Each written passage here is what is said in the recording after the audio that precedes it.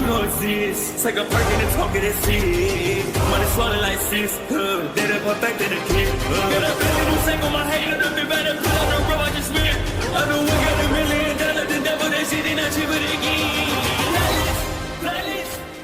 Hello and welcome back, fellow anime lovers, to MangaMuse. I am delighted to have you join us once again in the world of fanfiction and fantasy. This is the second part of What If Naruto Enters Solo Leveling. Special note, this fanfic is written in a masterpiece of Nasha Rei-Kun on FANFICTIONnet. Do check and support the author too. Now smash the like, share and subscribe button for more. Also press the bell icon so that you never miss such great parts. Thanks for the introduction. Now let's dive into the world. He smiled nervously as Gina nodded sagely at the rapid number of cameras flashing in his and Jong-in's faces. Oh, I'd forgotten they were there, the C-rank said nervously as half the guild started snickering while others wailed as they lost their bets. Remind me, Jong-in, how long does it take the press to print anything? A matter of hours, the S-rank mage said with a weak smile at one final flash.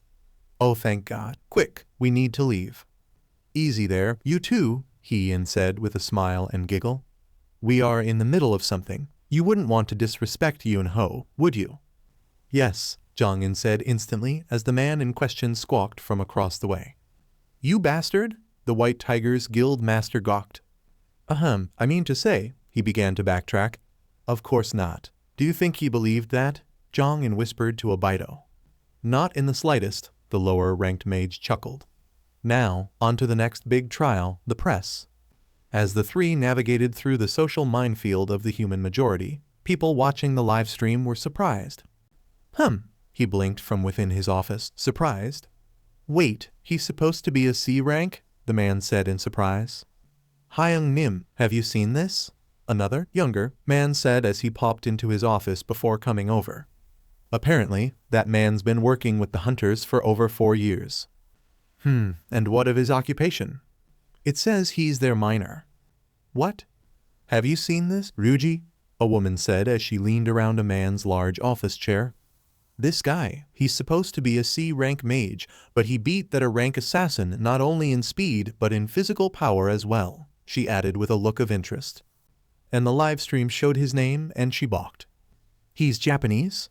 The man in the seat, Ryuji, blinked as they showed the man's actual profile on the screen. No, he's a Korean-Chinese mix. That was beyond surprising. What would make a man change his name, assumably, twice over? He shook his head, the bullshit on the screen not concerning him in the least. Just another weakling conquering weaklings, he'd never get how this was big. Still, he read up on the man's on-screen information and raised a brow at both the number of raids he'd been in, but also his previous status. One of their former leaders, this C-rank? He knew how the hunters worked. They didn't have teams composed of a single C-rank, much less their leader of the B-team being allowed to be one. Tisk, God, do I need to care about this trash? Probably not, but he did have a guild. Maybe they'd want him. Thomas might not even care. Still, it'd be better to call the man and let him know. Obito sighed in relief even as he ignored his phone currently ringing like it had lost its mind. I'm not answering that, he said, quickly putting it on silent before focusing back on their upcoming fighters. Chiol, Kai-hoon, and Kai? Obito considered as the chosen ones nodded. Kai-hoon looked downright inspired while Chiol chuckled next to the short woman who joined them. Yes, sir, he said with vigor that Jinwoo smiled at. Jin-ah, meanwhile, quickly typed on her phone, fingers going a mile a second. Geez, all my school is freaking out about you, she pouted as he sweat dropped. That's not my fault, he said. Besides, it'll hopefully die down, he said unsurely, Obito added before narrating for himself a bit. I don't even like using the internet, and I can already tell this is gonna be a pain in the ass. Wait, seriously? Gina snickered. Obito, come on, it's the internet. It's one of the most useful things in the world. And I hate using it. I'd sooner go to a library if I can. Half the crowd shivered at the thought as Jinwoo snorted at that. Following that, they watched the matches of the other new members. Combat between B and A, ranks that seemed emboldened by their first match. As they did, Jinwoo watched the fighters. Not to say he thought Kai, Hoon, and Chiol were weak or unimpressive, they weren't. especially the older man who showed a sort of dexterity with his javelin the E rank didn't expect. But he also needed to see how other fighters fought. And after watching that short woman who joined their lineup, he was left impressed but feeling a bit insecure. I don't have any skills. It was something that classes got after some point. Mages got their spells abilities from the offset. It was in their name after all. Jinwoo knew that all tanks got taunt as an ability somewhere down the line and knew it was the same for fighters with fighting skills. Looking down at his hands, he looked at his calloused palms before finding a hand on his shoulder. He blinked and looked to the side to lock eyes with a smiling Hien. "You're overthinking things," she said as he flinched before looking away from her. "I'm sure your uncle showed you many times. Being the best of your rank can open many other doors," Cha explained. I get that. I really do. Uncle's amazing in so many ways I feel like I'm just learning about," he said as they turned their heads to watch Obito giving tips to Kai-hun and Kai. "But I'm literally called the weakest amongst even E ranks." "You are?" "Yeah," he admitted, utterly embarrassed. "I'm supposed to be a fighter A and I do pull my weight in D rank gates." She looked a bit impressed, and he burned more. "But that's not enough. I have to lift any burden on my uncle's shoulders." Cha-heen's eyes widened as she remembered Obito's words from a year back before her eyes softened. "I don't need to guess how much he matters to you." "Uncle's done everything for us," Jin-ah added from ahead of them, back to the oldest fighters. "He likely could have been a rank if he's really out here fending off those kinds of fighters, but he gave it up to make sure we didn't. So we wouldn't be alone." She scuffed her heel as Jinwoo rested a hand on her shoulder. "I want to go into medical school." He looked surprised while he smiled. Nope, just because you're a hunter doesn't mean you're gonna take all of that on your own." She turned to him and grinned. I want to solve the eternal slumber." His head dropped. It's not just people like us who have asleep parents like Mom. I just want to do something." "You're mature for your age," he smiled. "Though, I'm curious, are you not a class, Jin-ah?" "Nope, I'm just a normal person. Though our uncle says I've got a lot of good reflexes and pretty decent flexibility."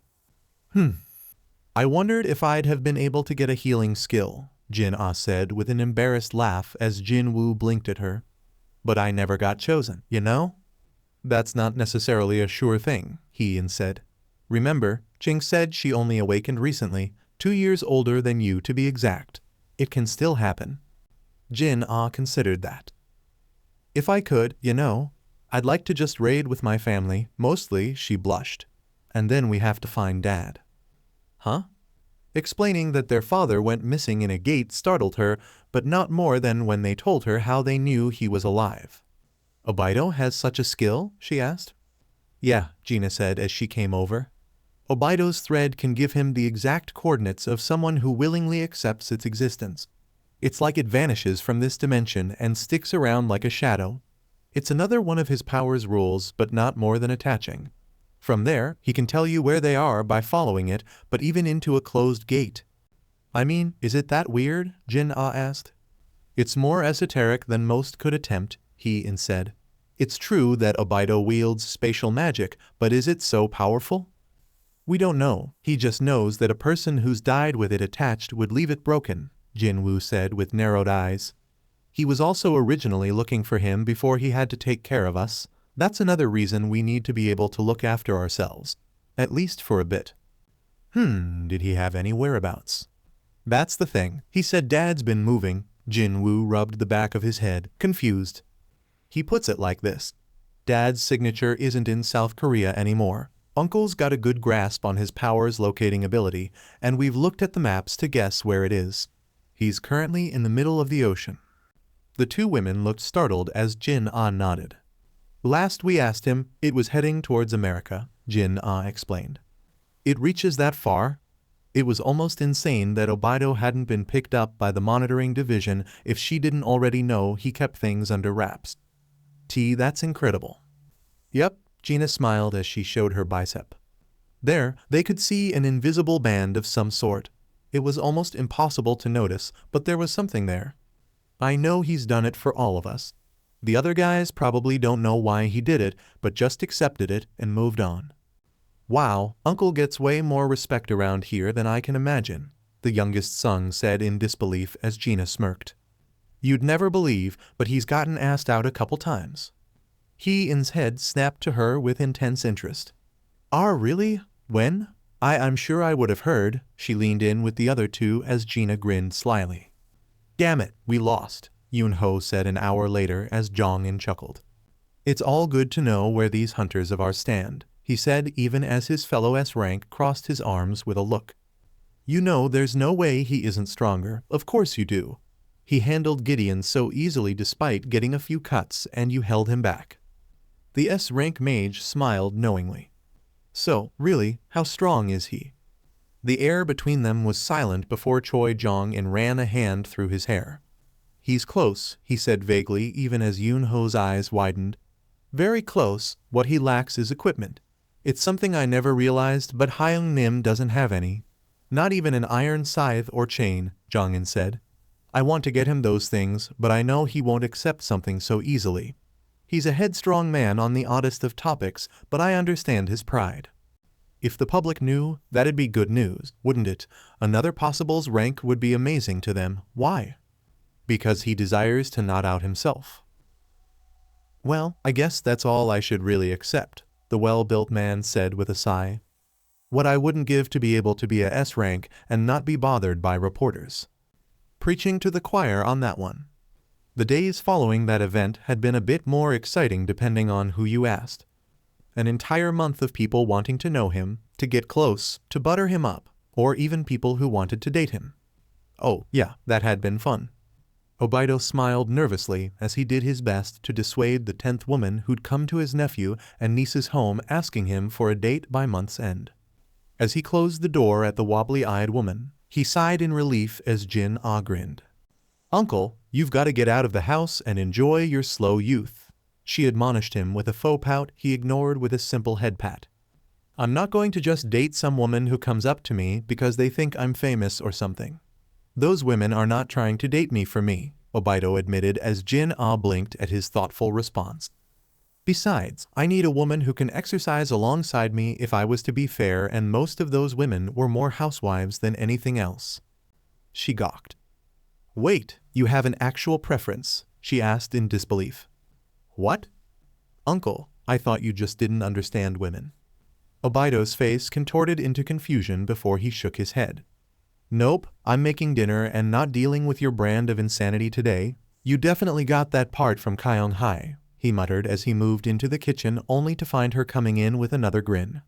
No more trying to get me to date, I'll handle it. Hee tilde nope, I'm here to help cook, Jin-ah said with a scout's salute and a gleam in her eye. I don't trust you but very well. As the two of them went to work in the kitchen area, she did have a few other questions. Wait, did bro go on a raid today? She asked. Yes, it's another rare D rank gate for him. I hope he's doing well with his new daggers. Yes, Obito had finally gotten around to that part of his deal with his nephew. Giving the boy some of his old throwing knives had been something he'd been meaning to do. He's getting good at using them, she said as she washed the rice. But he is a fighter, isn't he? Knives? That's more assassin-like than fighter-like, Jin-ah said as Obito considered her words. Well, you're right on that front, but I think it's because Jinwoo understands his strengths and weaknesses more as he raids. Remember? Originally, he had a sword and that changed. He's becoming a better warrior by understanding battle in his own way. The girl nodded before they continued on. As the risotto began to simmer, she hopped onto the counter as Obito leaned back against it. Actually, me and bro were wondering, Uncle, she began as he raised a brow. Yes? Obito asked. Don't you have equipment? Jin-ah asked. You say those old daggers were from the beginning, but every other time you talk about equipment, you're talking about making it, which is a whole other thing, she blinked before shrugging. But my first question, please, don't you have your own personal equipment like your fellow guild members or even Gina Unnai? Obito considered her words. The thing is, I've always focused on making my own, he began as she nodded. But working with monster parts isn't easy, and I wasn't experienced enough to do it in the beginning, so I stopped and focused on mastering my magic and body. I guess, following that, I just made basic battle attire and fought like that until I could reach a good level of smithmanship. It's crazy that you can say that. Shushu, you beat in a rank hunter, aren't you? I don't know. Interested in that? On some level, I do like a good fight, so don't make that mistake. I've got my own want to fight and do battle with others. That said, I don't want that kind of attention. Just from that one fight alone, I've gotten hounded by women, reporters, and other guilds. Yeah, I remember that, she hummed. I mean, it's obvious you won't go to them, so I don't know why they're so adamant.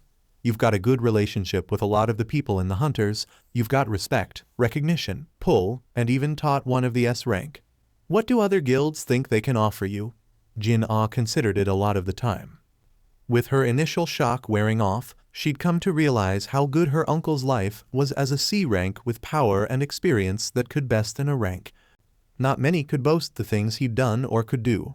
It was a big topic on forums she'd snuck into to gauge the public's opinion, and most people were saying that he was some kind of hidden agent or an association member playing between guilds to monitor them. It's just business. They want people in their guilds who can fight tougher gates. With tougher gates handled, you get better equipment, materials, things to sell or eat. Is it that surprising? When you put it like that, I guess not. As soon as she said that, there was a knock on the door that surprised the two of them before Obito blinked. Gina, Obito said in surprise as Jin-Ah hopped off the counter and hurried to the door. She didn't tell me she was coming today, he added, eyebrows raised even as Jin-Ah grinned. Maybe it's not about business, Shushu, she thought with a good hunch. It's likely about your dating preferences. She answered the door and found a rank mage there holding onto a large shopping bag. Wearing a white V-neck crop top, a pair of black tights with pockets that fit well against her legs, and some red running shoes, Gina Acolyte smiled at Jin-Ah. Afternoon, how's it going? She asked the younger female who gestured into the home with a nod and smile. Life's moving and Uncle's love life is annoying him, Jin-Ah said cheekily as Gina smirked. You should see the forums with some of the women hunters, I swear to God, Jin-Ah, some of those ladies are not child-friendly. I can imagine, Unnai. Taking off her shoes at the front and coming in, Gina's stomach growled as she grinned hungrily at the smell of risotto. Oh man, he's making that good stuff again, she said, surprising Jin-Ah. Wait, opportunity, she realized quickly. You've eaten his cooking before? Jin-Ah asked nonchalantly as they walked down the hall towards the kitchen. Gina laughed embarrassedly at that, rubbing the back of her neck with a bashful grin that got all of Jin-Ah's attention. Well, okay, so Obito did say he could hold stuff like normal spatial magic, right? So, one time, during a mission into a C-rank gate, we got separated from the others. It was a tall gate that had like 7 floors, and this was back when I was still new to raiding. She smiled some more. So, while we were working on how to survive, he surprised me by showing me his spatial skill, but I didn't expect much.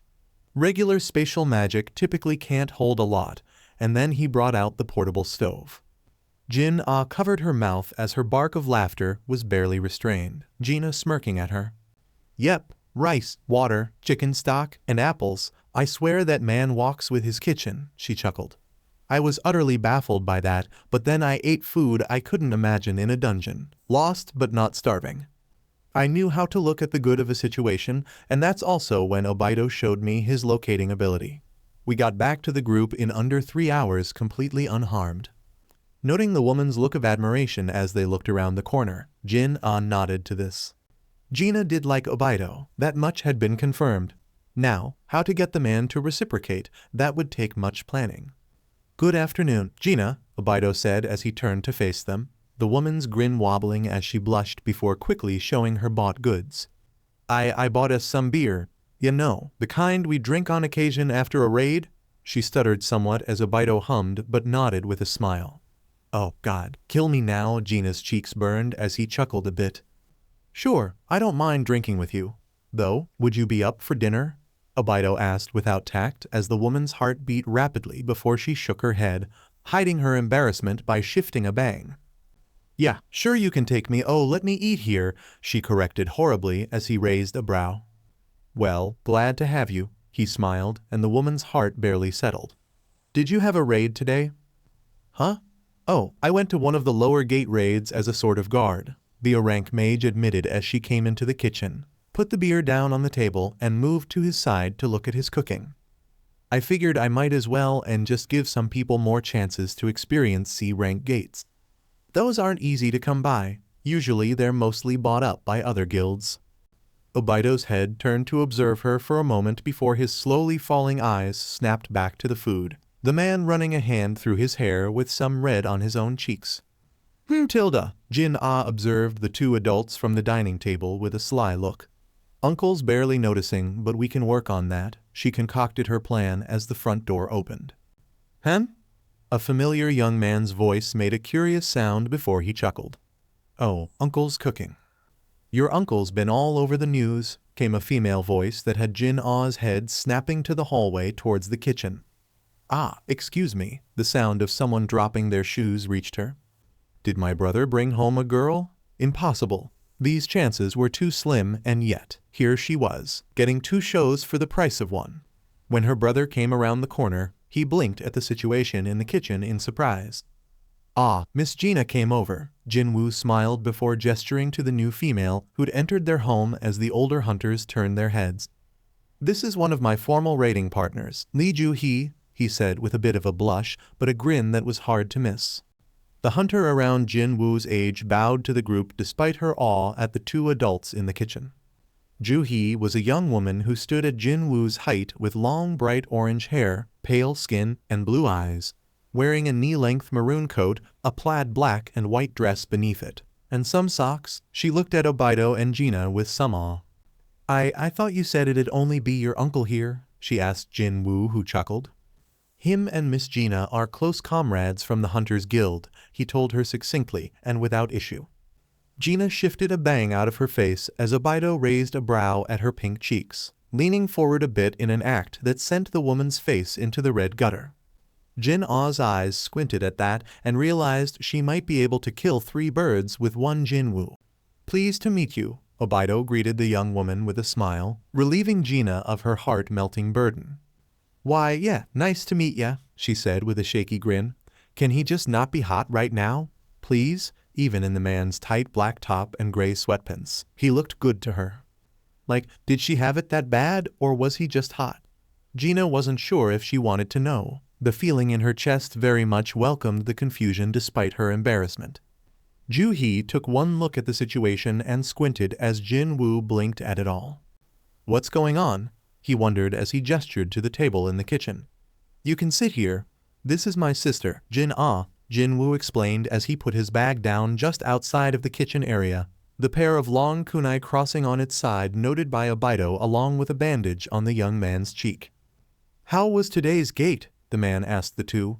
Did your knives work well for you? Obito said with a chuckle as he turned and handled the stove, turning off the fire as Gina nodded.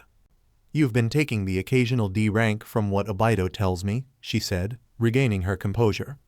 How are those? From E to D rank is at least a 5 times jump in difficulty. Are really? Ju-hee asked, surprised by being given numbers on the difference. I don't think anyone's ever said it like that. Well, it's not something people really put down into numbers. That said, E ranks are basically nothing but bigger animals, whereas D rank is where you'll likely meet some animals with special traits, or even the boss will be a larger animal than average who has special abilities. The ranker explained, surprising the younger trio in the home. Make no mistake, they're still strong compared to a normal person. They are, but, thanks to Uncle's training, it's not as bad as it could be, Jinwoo nodded as Gina raised a brow.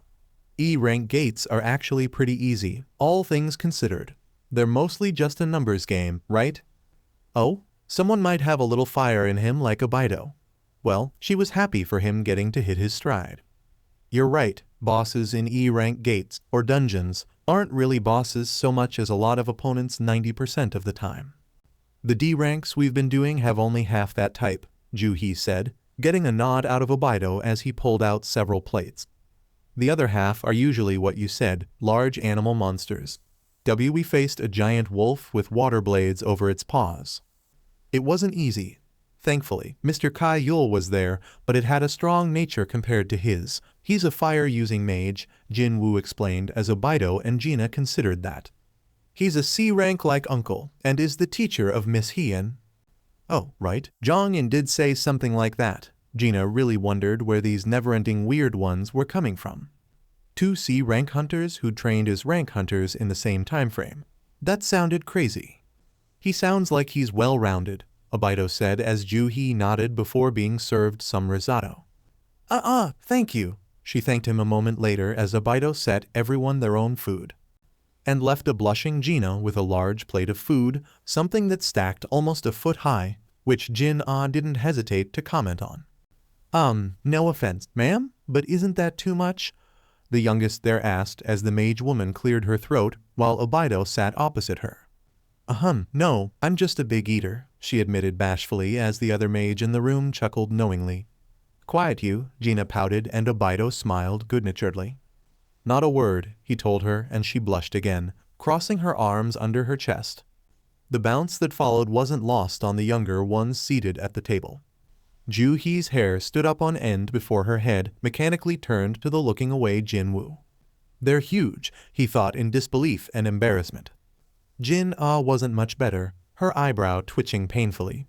Is that where all that food goes? She thought with indignation. That's not fair. Gina's pout barely lasted until her second bite, wherein she just blushed and looked away from the smirking Obito, whose mind was still boggled. Did she? I don't remember them being so big, he thought with a look away from Gina. Stupid hot smirking men, she muttered in her mind as she kept on eating. She'd eaten 2 servings of that amount before the others could finish their first, something that didn't get ignored. Where did it go? The younger group balked. Are you a black hole? Gina rolled her shoulders before patting her stomach. I'm gonna need to do some exercise after this, she whined softly as Obito chuckled. His own food done already. Well, how about we exercise together and then drink those beers, he offered her, and the woman perked up, definitely attracted to the idea. I didn't know you did physical conditioning, Obito said with some surprise and respect. Gina huffed but smirked all the same. Of course I do, mage. You never shut up about your own training sessions despite being our class. I couldn't just lag behind, and, besides, it did help me keep my figure. I might have been 10 pounds heavier before we met, she muttered with a red face. I'm glad to be such an influence. Now, are you kids up for some training? Ju-hee gasped as she barely kept up with Jinwoo and Jin-ah. Why? Is this what you've been doing? She gasped for each breath on their 10th lap around the park. My lungs are killing me. Well, yeah, Jinwoo explained, looking only slightly bothered with his sister a step below that. HMPH, I train with my uncle every other day, he said with determined eyes, the 3 of them turning their gazes to the running ahead duo of Obito and Gina. The woman didn't seem as fit as the man was, but she was easily a sight better than them. Her pace and Obito's kept in sync as they shot ahead. You're good, the man said with a smirk as Gina controlled her breathing before grinning as she began to pull ahead. Oh, Obito uttered as he pushed his body once more. As they began to even out, Gina smirked at him. And shot ahead with speed he didn't understand for all of 3 seconds.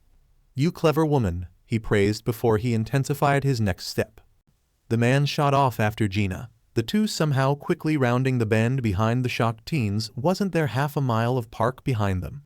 Wait, what? Jinwoo balked in confusion as the adults passed them, but not before revealing what was up. Your telekinesis. Learned from the best. They ran ahead once more, leaving the 3 to consider their words. Mages are so versatile, Jinwoo considered in surprise.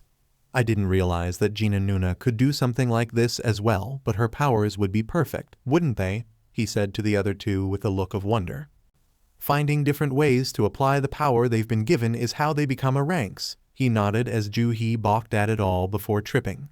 Are you all right? He asked quickly as he and Jin-ah came to a stop, going back to kneel by the healers flat against the ground form. The young woman shot him the biggest set of wobbly eyes possible, getting an off-to-the-side cough from Jinwoo, lest he be beaten by her look of pain and anguish. Jin-ah sweat dropped at it all. Obito rubbed the back of his head as he looked away from his fellow mage's moist form next to him. Phew, Gina tugged at her top a bit, cheeks flushed, body full of sweat, but stomach less bulky. "Why you don't play around?" she said as she turned to the facing away Obito. And froze as the man pulled at the bottom of his top, peeling off each inch of cloth like some kind of tease. She burned up as his top came off with a pop, his hair mussed up as he flapped his clothing off to the side.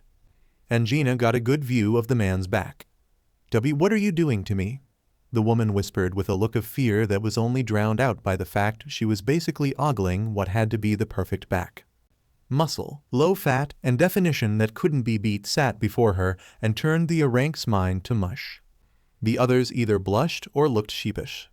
Jinwoo was in the latter category, observing his uncle's result of his never-ending training. "He's bigger when he doesn't have clothes on for some reason," he said to Jin-Ah, who drank some water but nodded, amused beyond words by the sight of Gina losing her freaking mind over her relative. "Like, how? That's not how physics works." The girl released the lip of her bottle and grinned. "It does for manhwa." "Oh, please, I don't want to hear that." "You're seeing it," she snickered as he tried to rebuke her but came up with nothing. "I don't get it. I think it's one of those mysteries of the universe," Jin-Ah chuckled. "Guys get 20% bigger when they don't have their clothes on. Probably some science in there. Maybe primal instincts," she joked. Sung Jin-woo rubbed the back of his head before looking down at his own top. "I'm not vain, but I've also been doing my best to match Uncle." He shrugged and began to pull it off. "Can you give me an honest opinion?" he asked his sister as he finally removed his own top. "Like, comparison-wise." Ju-hee wheezed out a breath before burning bright red and covering her face.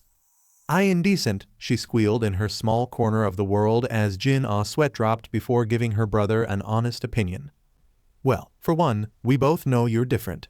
Uncle's a lot broader than you," she said, getting a nod out of Jinwoo. "But you're filling out, even your face has gotten a bit slimmer over the past year," and Jin-Ah wasn't lying. Before her, Jinwoo's body could be called lean or even athletic compared to the scrawny boy he used to be a year and a half ago. He likely hasn't even noticed the other parts, either the fact he'd actually gained a few inches, the parts where his eyes grew more narrow, and even how he carried himself. "You can watch everyone else's walk, but your own poetic, huh?" That her brother was beginning to grow into his fighter role without even noticing. Jinwoo, meanwhile, looked surprised by that as he felt his face. Really? He'd always disliked his childish looks, so that was definitely a positive if it was true. "I have to keep following Uncle's regime. Maybe I'll actually look my age in a couple years." Jinwoo laughed embarrassedly as Jin-Ah laughed outright. Ju-hee just squealed in the fetal position. Yes, that day had begun a trend, if you will, of Gina and Ju-hee coming over more often, the two women showing up at their apartment a couple days out of the week. Even Jong-in and Hee-in had begun randomly showing up and were welcomed without issue. The newest additions to their lives had been welcomed so easily it was almost laughable. And a year later, Obito decided to give Jin-woo a small sample of what it was like. Inside of a B-rank gate, Sung Jin-woo's eyes trembled at the sight of it. That bus-sized hole in front of him that emanated enough magical energy that even he, a lowly E-rank, could feel it. "This is a B-rank? What are a ranks like?" "I can feel it. That's terrifying," he said to Obito, who nodded. The now man had grown well with another year of training under his belt and experience in mind, but Jinwoo hadn't changed all that much as a person. He was still easily startled, but Obito hoped he could show the now man true terror and power so he could understand and push forward. And, also, with a year of him getting stronger, Obito had given him something more personalized in combat attire. Wearing a pair of black boots, slightly baggy gray pants with special holsters for his newest iron knives, a dark blue tunic with the Hunter's Guild logo on the back, and some black hunter wraps for his hands up to his elbow, Jinwoo swallowed as Obito nodded. His uncle hadn't changed at all, actually. Now 35, he still didn't look like he'd aged a day since they truly became a family 5 years ago. Wearing a skin-tight sleeveless dark gray top, black gloves, a pair of pants not dissimilar to Jinwoo's own in color and type, and some martial artist flats, Obito nodded to him as he made them stretch before the gate. Coming up on their side, Hee-in and Jong-in nodded to the duo. "Are you ready?" the glass-wearing man asked. With the passing years, he'd changed up his own attire. In place of his previous clothes was an immaculate reinforced white suit with hardened leather pads and joint spots. His hips and his shoulders where a new red cloak sat combing over his side in a regal display with golden-plated pauldrons. He, meanwhile, had taken a couple pointers from Jong In's own attire. Now adorned in a taut, reinforced, dark red suit with yellow lining and black accents on her sides, coat hem, and collar, she'd sort of reversed her usual armor placements. Instead of armor for her torso and abdomen, she now wore silver greaves and gauntlets, her new white gold pauldrons sitting well on her shoulders as cloth tassels hung from them and the breechcloth around her waist where a sheathed sword rested on its side. All in all, his rank sprung to mind the more he saw these two over the years. "Hyung Nim," he said as naturally as she breathed, a smile on her face as she addressed the two. "Sung Jinwoo, welcome. I hope you're open-minded about this experience," she said, looking from the nervous Jinwoo to the gate. "This is a B-rank gate. The dungeon on the inside will be dangerous, so it's to your benefit that you stay by your uncle's, or the tank's, side whenever possible." "You understood," Jinwoo said. "I'll be able to see something not even Ju-hee has, a B-rank dungeon. It's intimidating, but I can't let this chance go to waste." His eyes narrowed at the gate. "I will absorb as much as I can from this. I will get better due to this and make life easier on Shushu, help Mom, and make sure Jin-ah doesn't need to worry, even if that was mostly an emotional point instead of a literal one." Jinwoo just wanted his family happy, together, and taken care of. "All right," Obito nodded as he stood up with his nephew. "When we get the time, I'll lead you through a formation against one of the monsters with a small team composed of Cheol, Kai-hun, and Gina. You need to absorb all of this, nephew. This isn't a chance many people get."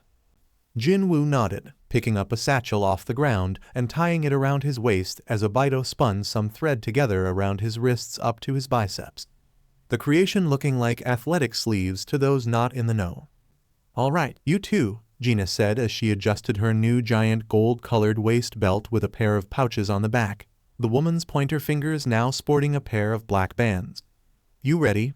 I know Obito's not been fighting inside a gate in a while," she added, shooting her fellow mage a look he shook his head at.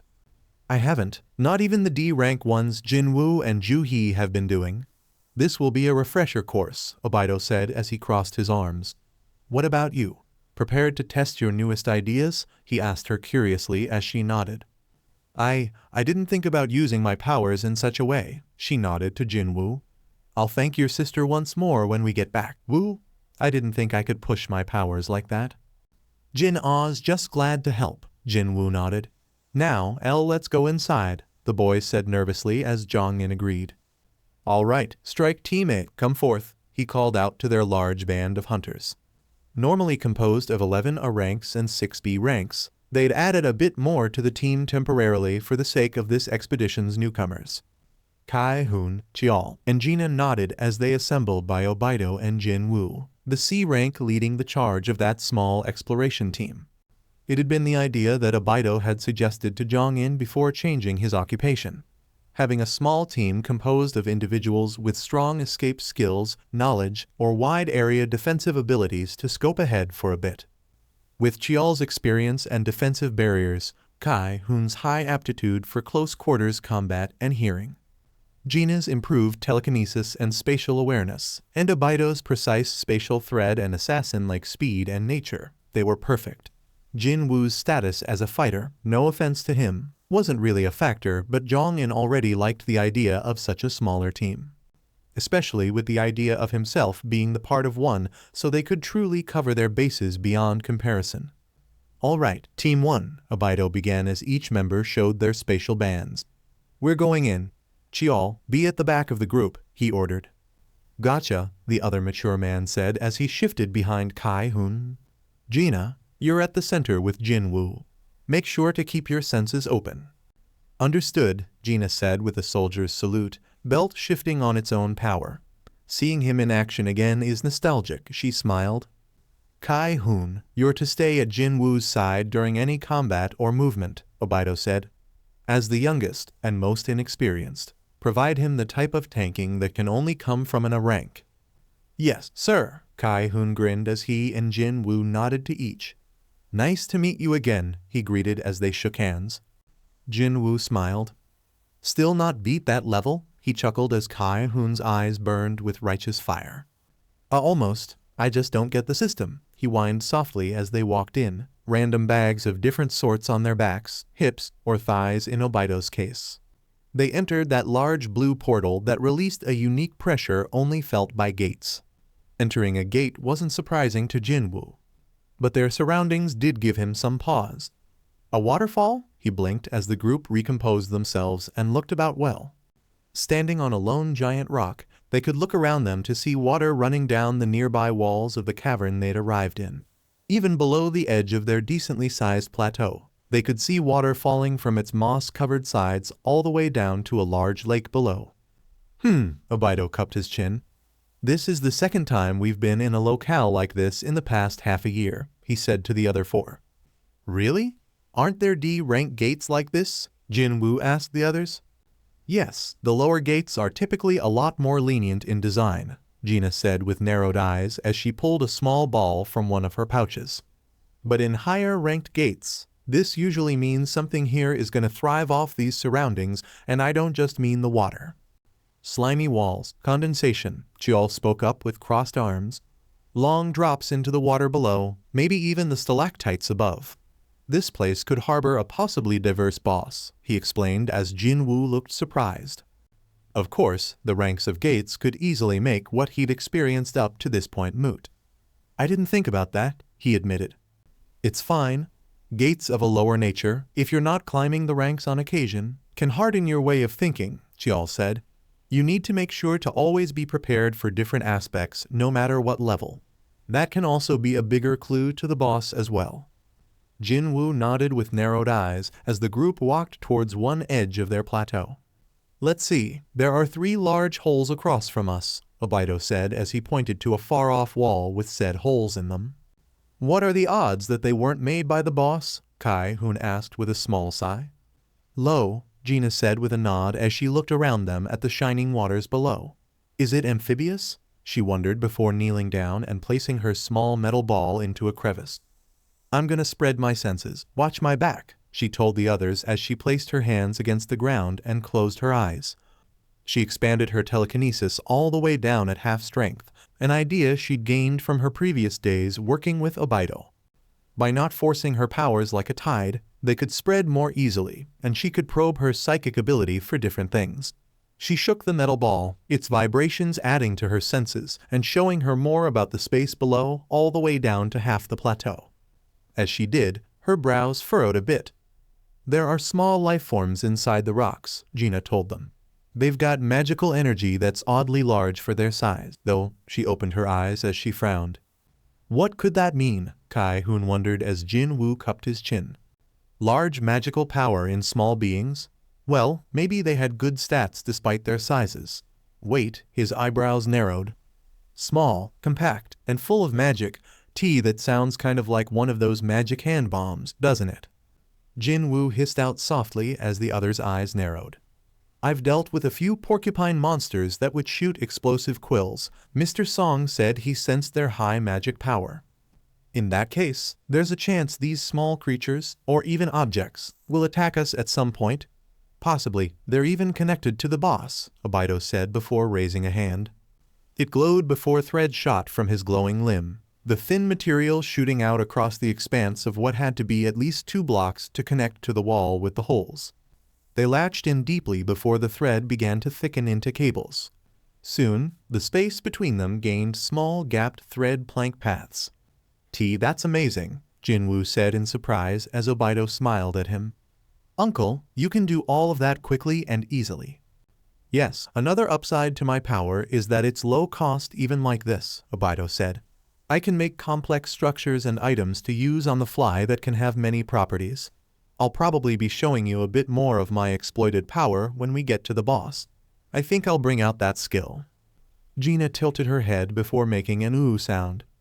"Oh, right, thread." She tapped her noggin as Kai-hoon and Chiol scratched their heads with Jinwoo. Thread. What did he know about Obito's thread that he'd use against a possible water-type boss?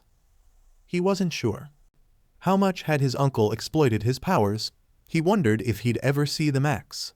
Still, they had a path now. So, with measured but trusting steps, they walked across the large lake below, the rushing water all around them a little loud but not enough to drown out their voices or hearing. "So, how big do you want to bet this place is?" Chiol asked the others as he chose to hold onto his shield the whole way. "This area alone is the size of a soccer field." "It's got upper areas too if the waterfalls are to be believed," Kai-hun said. "Likely, it's about as big as a stadium in depth and height," Gina suggested. "That water's gotta be deep, but it's not filling up all the way, so there's an exit somewhere. We might have ended up in a cave system of some mountain or forest in this world." Obito agreed as he kept looking out and around. And then the five stopped at the sound of something exploding out of stone. "Gina," Obito commanded. The rank mage's eyes closed as she held out her hands. An explosion rocked against a barely visible sphere that surrounded them, Kai-hun's eyes narrowing in its direction before his ears twitched. "From below," he shouted. Obito's eyes snapped down and saw, between the thread of their pathway, dark blue dots within the water that erupted into flying triangular fish. They glowed before erupting against Gina's barrier like missiles, the half-American frowning as she lowered her hands after locking in her barrier. "I guess you were right," she told Jinwoo appreciatively. "Still, what did it? Why are they attacking now?" Chiol's head turned on a swivel before he noticed something. "Hey, remind me, when did shadows move on rocks?" he growled as the group's heads snapped in the direction of such a phenomenon. "That began moving fast." "It's a chameleon?" Jinwoo said in shock as that shadow moved with incredible speed before vanishing into the shadows up above. "It's using the stalactites." Chiol had been onto something. "We don't know if it's a chameleon though," Gina said before Obito nodded. "Get back to the platform," he declared as they began to run on the now fully solid path of thread. Midway, Kai-hun's ears twitched and he grit his teeth. He jumped up an incredible distance before locking his shield against something that sparked on contact. "What?" he said in shock before being pulled back suddenly, a harsh swipe of air barely passing by his face. "Hyung Nim," the orangutan said as Obito brought him back down to the stone plateau. "You're good, nice work," the thread user said as he looked around up above. "That sound, Kai-hun." "It wasn't metal, skin, leather, or rock," the tank frowned before explaining it to Jinwoo. "My dad's a tailor. He's dealt with all kinds of material before, and I've never heard any of those sounds, so it's likely scales," he realized as an echoing crackle of large lips reached their ears. "Its mouth is likely composed of a similar material." Jinwoo was truly taken aback by this group's even non-magical abilities. These are high-rank hunters, he realized as he looked around nervously, mind still frazzled by the suddenness of the attack. But they'd recovered so easily, so fast, and used their senses to figure out their opponent. There was another sound of erupting earth before 8 of those exploding fish sprouted over the edges of their plateau and shot towards them. Before each and every one of them was sliced in half by an unseen attack, something so quick and precise the fish seemed to explode for no reason. Jinwoo went to Obito's cross-armed form, the man not looking bothered in the least. And then there was a shift in the air that sent a tremble over their skin. Chiol skidded in front of the Uchiha with his glowing shield raised. "Flame barrier," he cried out. And a wall of gold formed, repelling a slimy thing with its surface that sent a hissing flame up a receding organ. "Confirmation, it is a chameleon," the B-rank tank said. "That wasn't a normal limb and it's slimy," he said, the man sounding like he frowned as the flames from his technique died out before even reaching their target. "And I think we can consider it a water element. The counter on my barrier is supposed to hit the target unless their nature combats my own." Obito frowned at that. But something doesn't seem right. There'd been no rise in their invisible opponent's magical power when those fish were sent at them, right? "Ah, I see now," he realized as the group turned to him. "It's not one monster, it's 2. They're in a symbiotic relationship." As he spoke, the air hissed with numerous flying bomb fish, their numbers eclipsing their previous attempt by 3 magnitudes. Ha! A single sigh and the large number of projectiles were attacked and slashed in seconds, each and every one of those fishes not reaching the group even by 10 meters. Efficient as always, Gina said as she raised her hand to the side and caught a bunch of the fish before they could crest the edge of the plateau. Though you're rusty, I can tell. Those frozen fish were destroyed in an instant as Obito rubbed the back of his head. Once again, it seems so, he considered before slowly nodding. Then, let me handle our opponents, Obito told the group as he widened his legs and crouched low. I should be able to handle 2 monsters like these. The ground erupted, the mage's form vanishing within it. I don't get it, but I feel like he can kill those things, Chiol said with crossed arms. All on his own. There was a wicked black spark from above. Senko. The top of the cavern erupted into lightning that flickered dark blue with a black epicenter. Kai, Hun, Chiol, and Jinwoo jumped at the attack as it ran rampant around the conductive cavern and tore apart a part of the ceiling. Hey, I thought it was spatial magic, Kai Hun said in shock as the area stopped shaking. What's going on? That's it, Chiol realized with a laugh. It's both spatial and material magic, Kai Hun.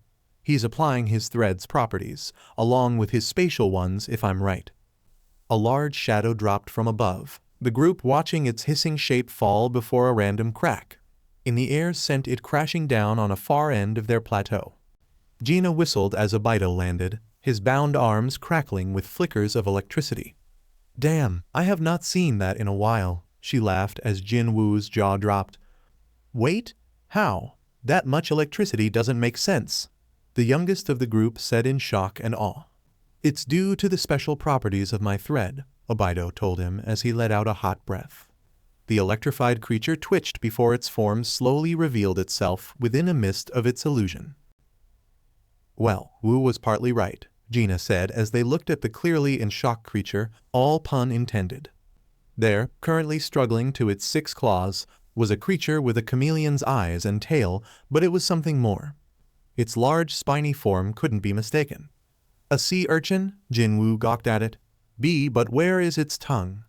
He didn't see it before it was already right in front of him, a thick fleshy organ that would have sent his head flying before it was held at bay by a single gloved hand.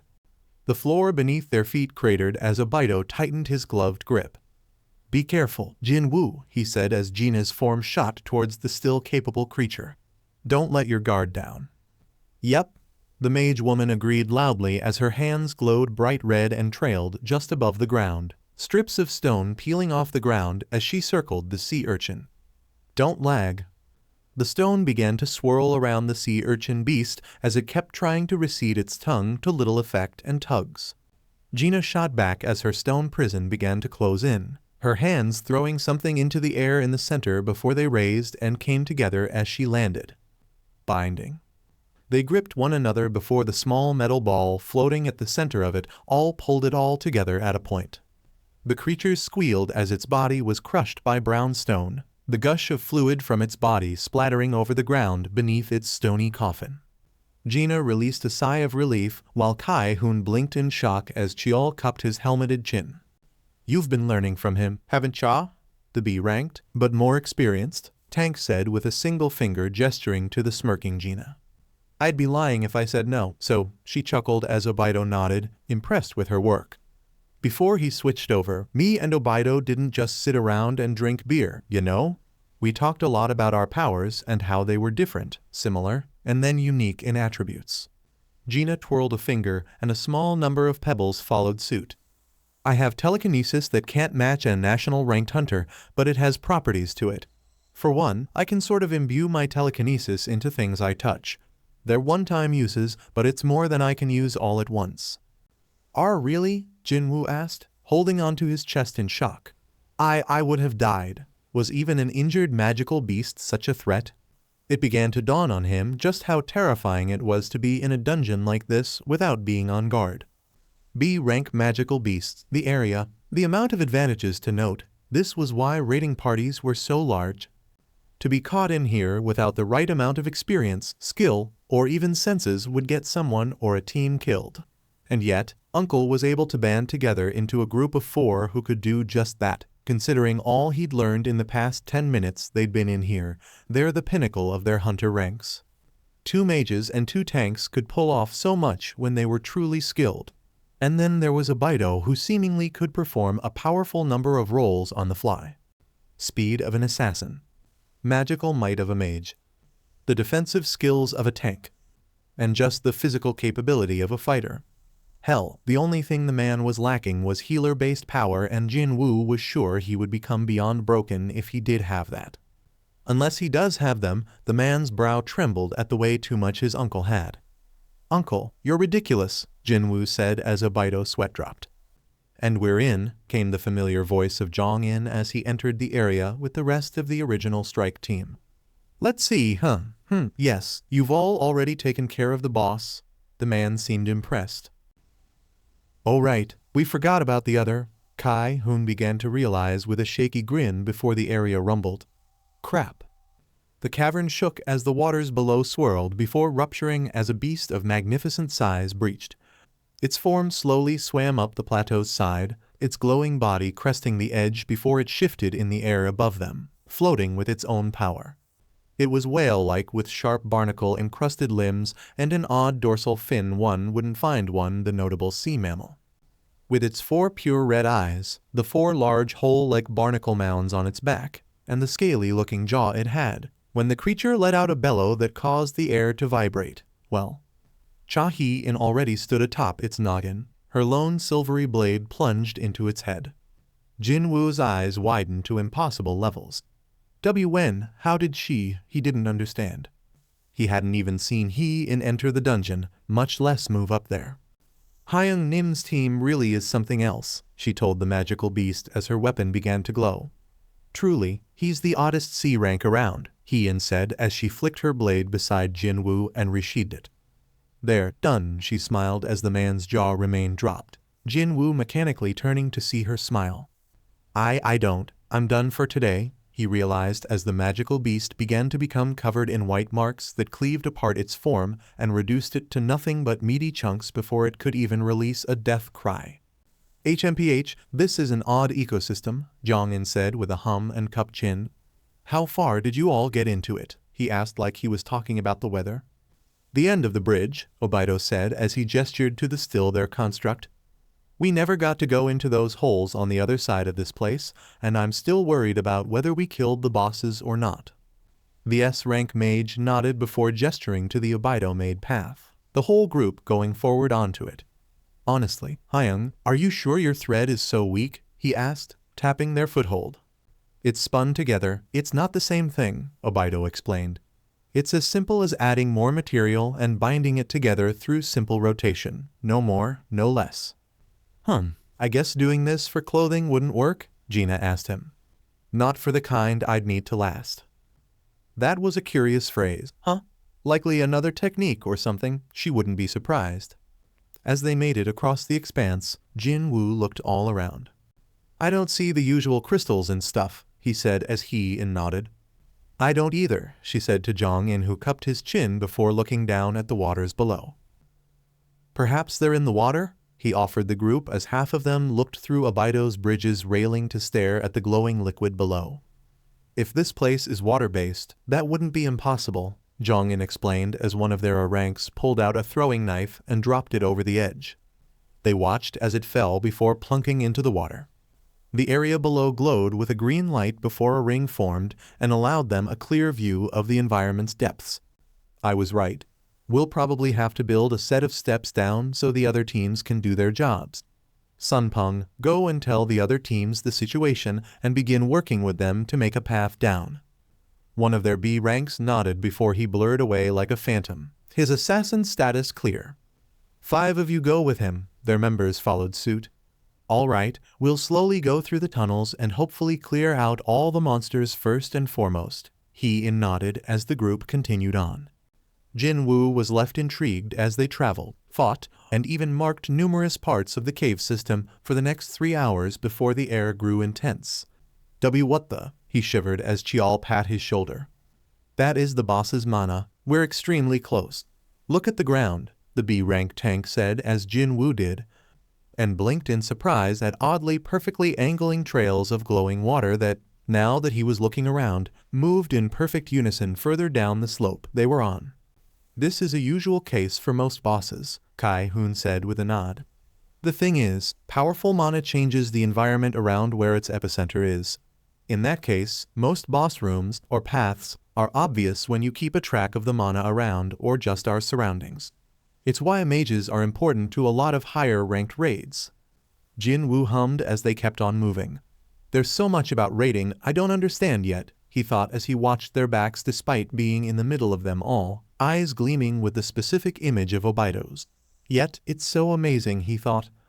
The planning, the feeling of danger being circumvented by your comrades, and just the idea of being important to the whole. Jinwoo desired a future like that. One where he mattered and could move alongside a path of comrades. As they made it down the incline, they found themselves standing at a doorway. Obito nodded to the group. This will likely be a bit bigger than the whale, he chuckled as he nodded, pouting. Please don't kill it all by yourself, he joked as she blushed at that, while the others snickered or looked hungry. All right, open the doors, Jongin said as Obito nodded. He pressed his hands against the two sides. They flung open with what looked like barely a push, the large stone tablets that had been blocking them flying back and slamming into a far-off wall.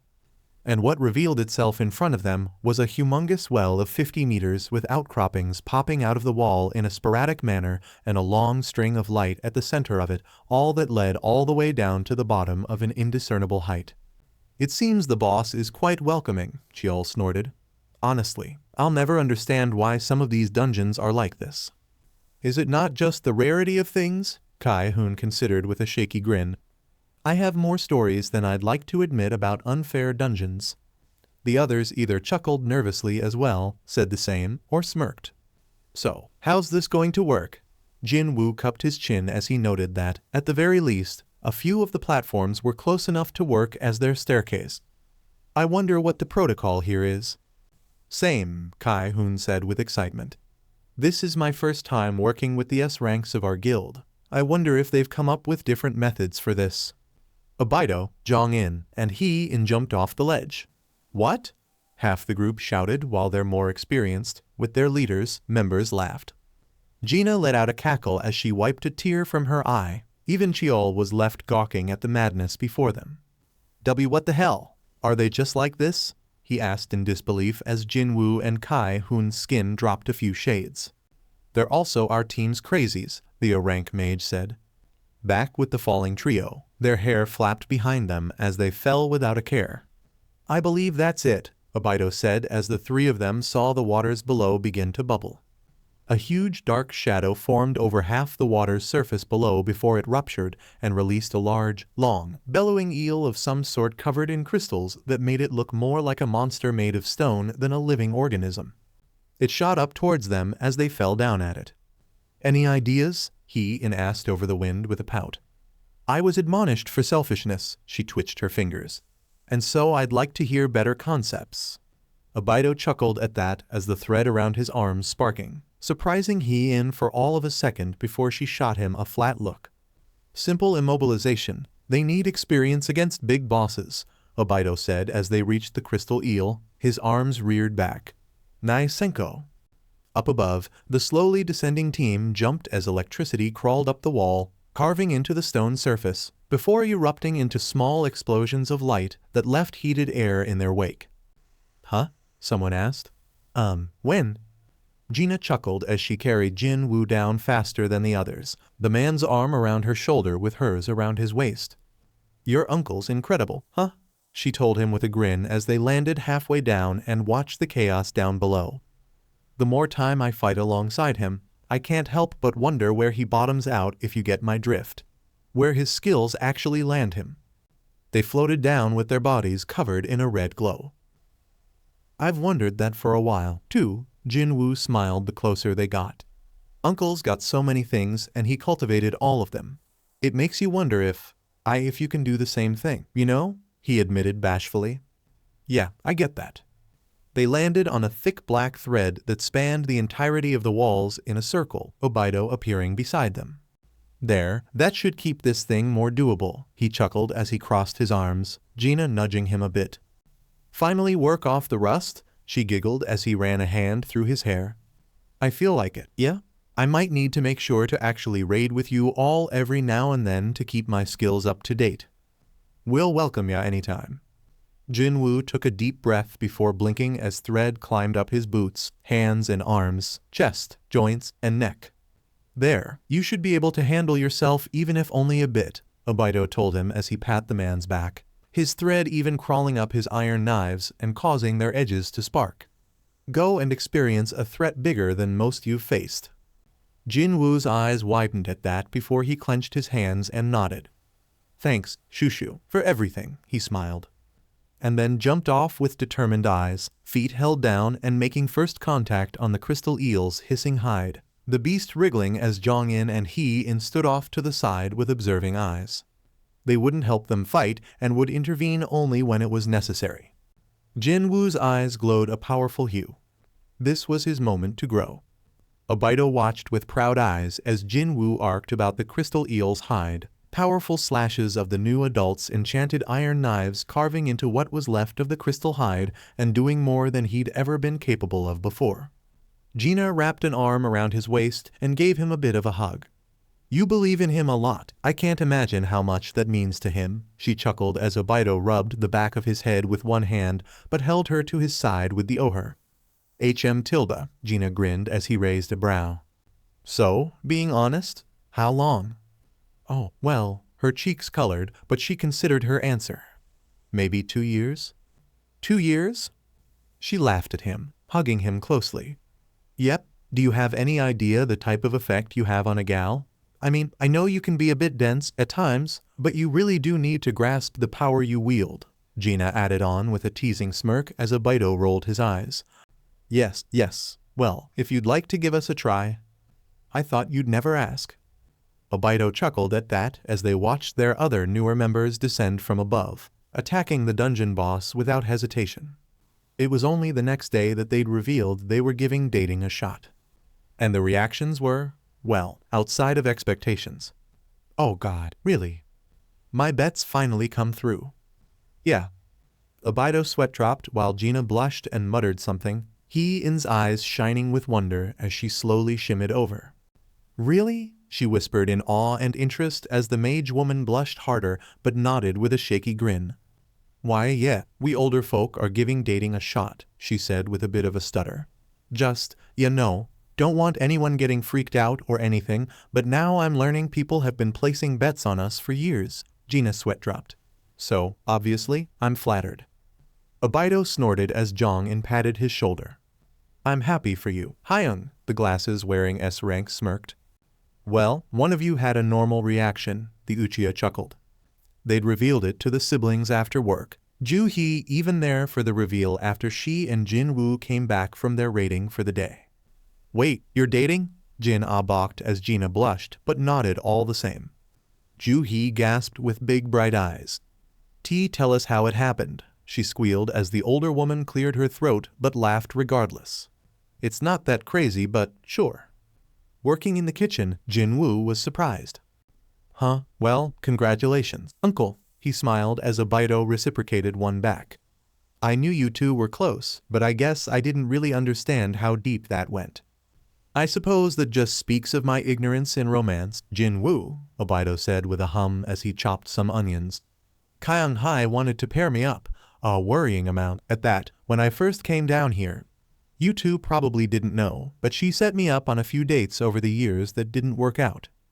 The younger man was surprised beyond words, but not unaware of his mother's tendencies. Heh, Mom really is like that, huh? Jinwoo smiled as he oiled a pan. Well, I'm sure she'd love to meet Gina Nuna. I'm sure she would. And so 2 years passed. And a fateful day came onto Jinwoo's shoulders. You're going to get your rank checked after today? Ju-hee asked as she and Jinwoo stood before the gate. It was supposed to be a weak one, another D-rank gate that they'd handle together with their usual rating group. Yeah, Jinwoo nodded. I want to see how far I've come in actual words, or if I just need to find my own way into a higher rank. He smiled at her, and she blushed a bit before huffing and turning her head away from him. He grinned. Ah, you two finally ready for us old guys to arrive, came a joking voice as the two turned to face the oncoming rest of their party. Mr. Song, Jinwoo smiled as the middle-aged man before him laughed a bit. Song Kai-yul was a man of moderate height, maybe an inch or two above Jinwoo's own, with slightly wrinkled fair skin, narrow brown eyes, and slicked back dull orange hair. Wearing a blue coat, white dress shirt, black pants, and some boots, a sword bounced off his waist as he pat both younger members on their shoulders. "We'll be in your care again, Ju-hee," Kai-yul said with a nod to the healer. "And no issues," she declared with a nod. "Jinwoo, I need you to mind our right again," the middle-aged man said to the rank E fighter who nodded. "Always," he said as his knives hung off his backpack. "Still, Mr. Song," Jinwoo blinked at the gate. The other two turned their heads to it, raising a brow at Jinwoo's look of worry. Maybe it's just me, but doesn't it seem weird? Off." Ju-hee looked at him and then back at the gate. Is it?" she asked, worried. Kai-yul cupped his chin as he walked ahead a bit, looking all around it. "It doesn't seem to be emanating any odd mana," he told the fighter who rubbed the back of his neck. "Sorry."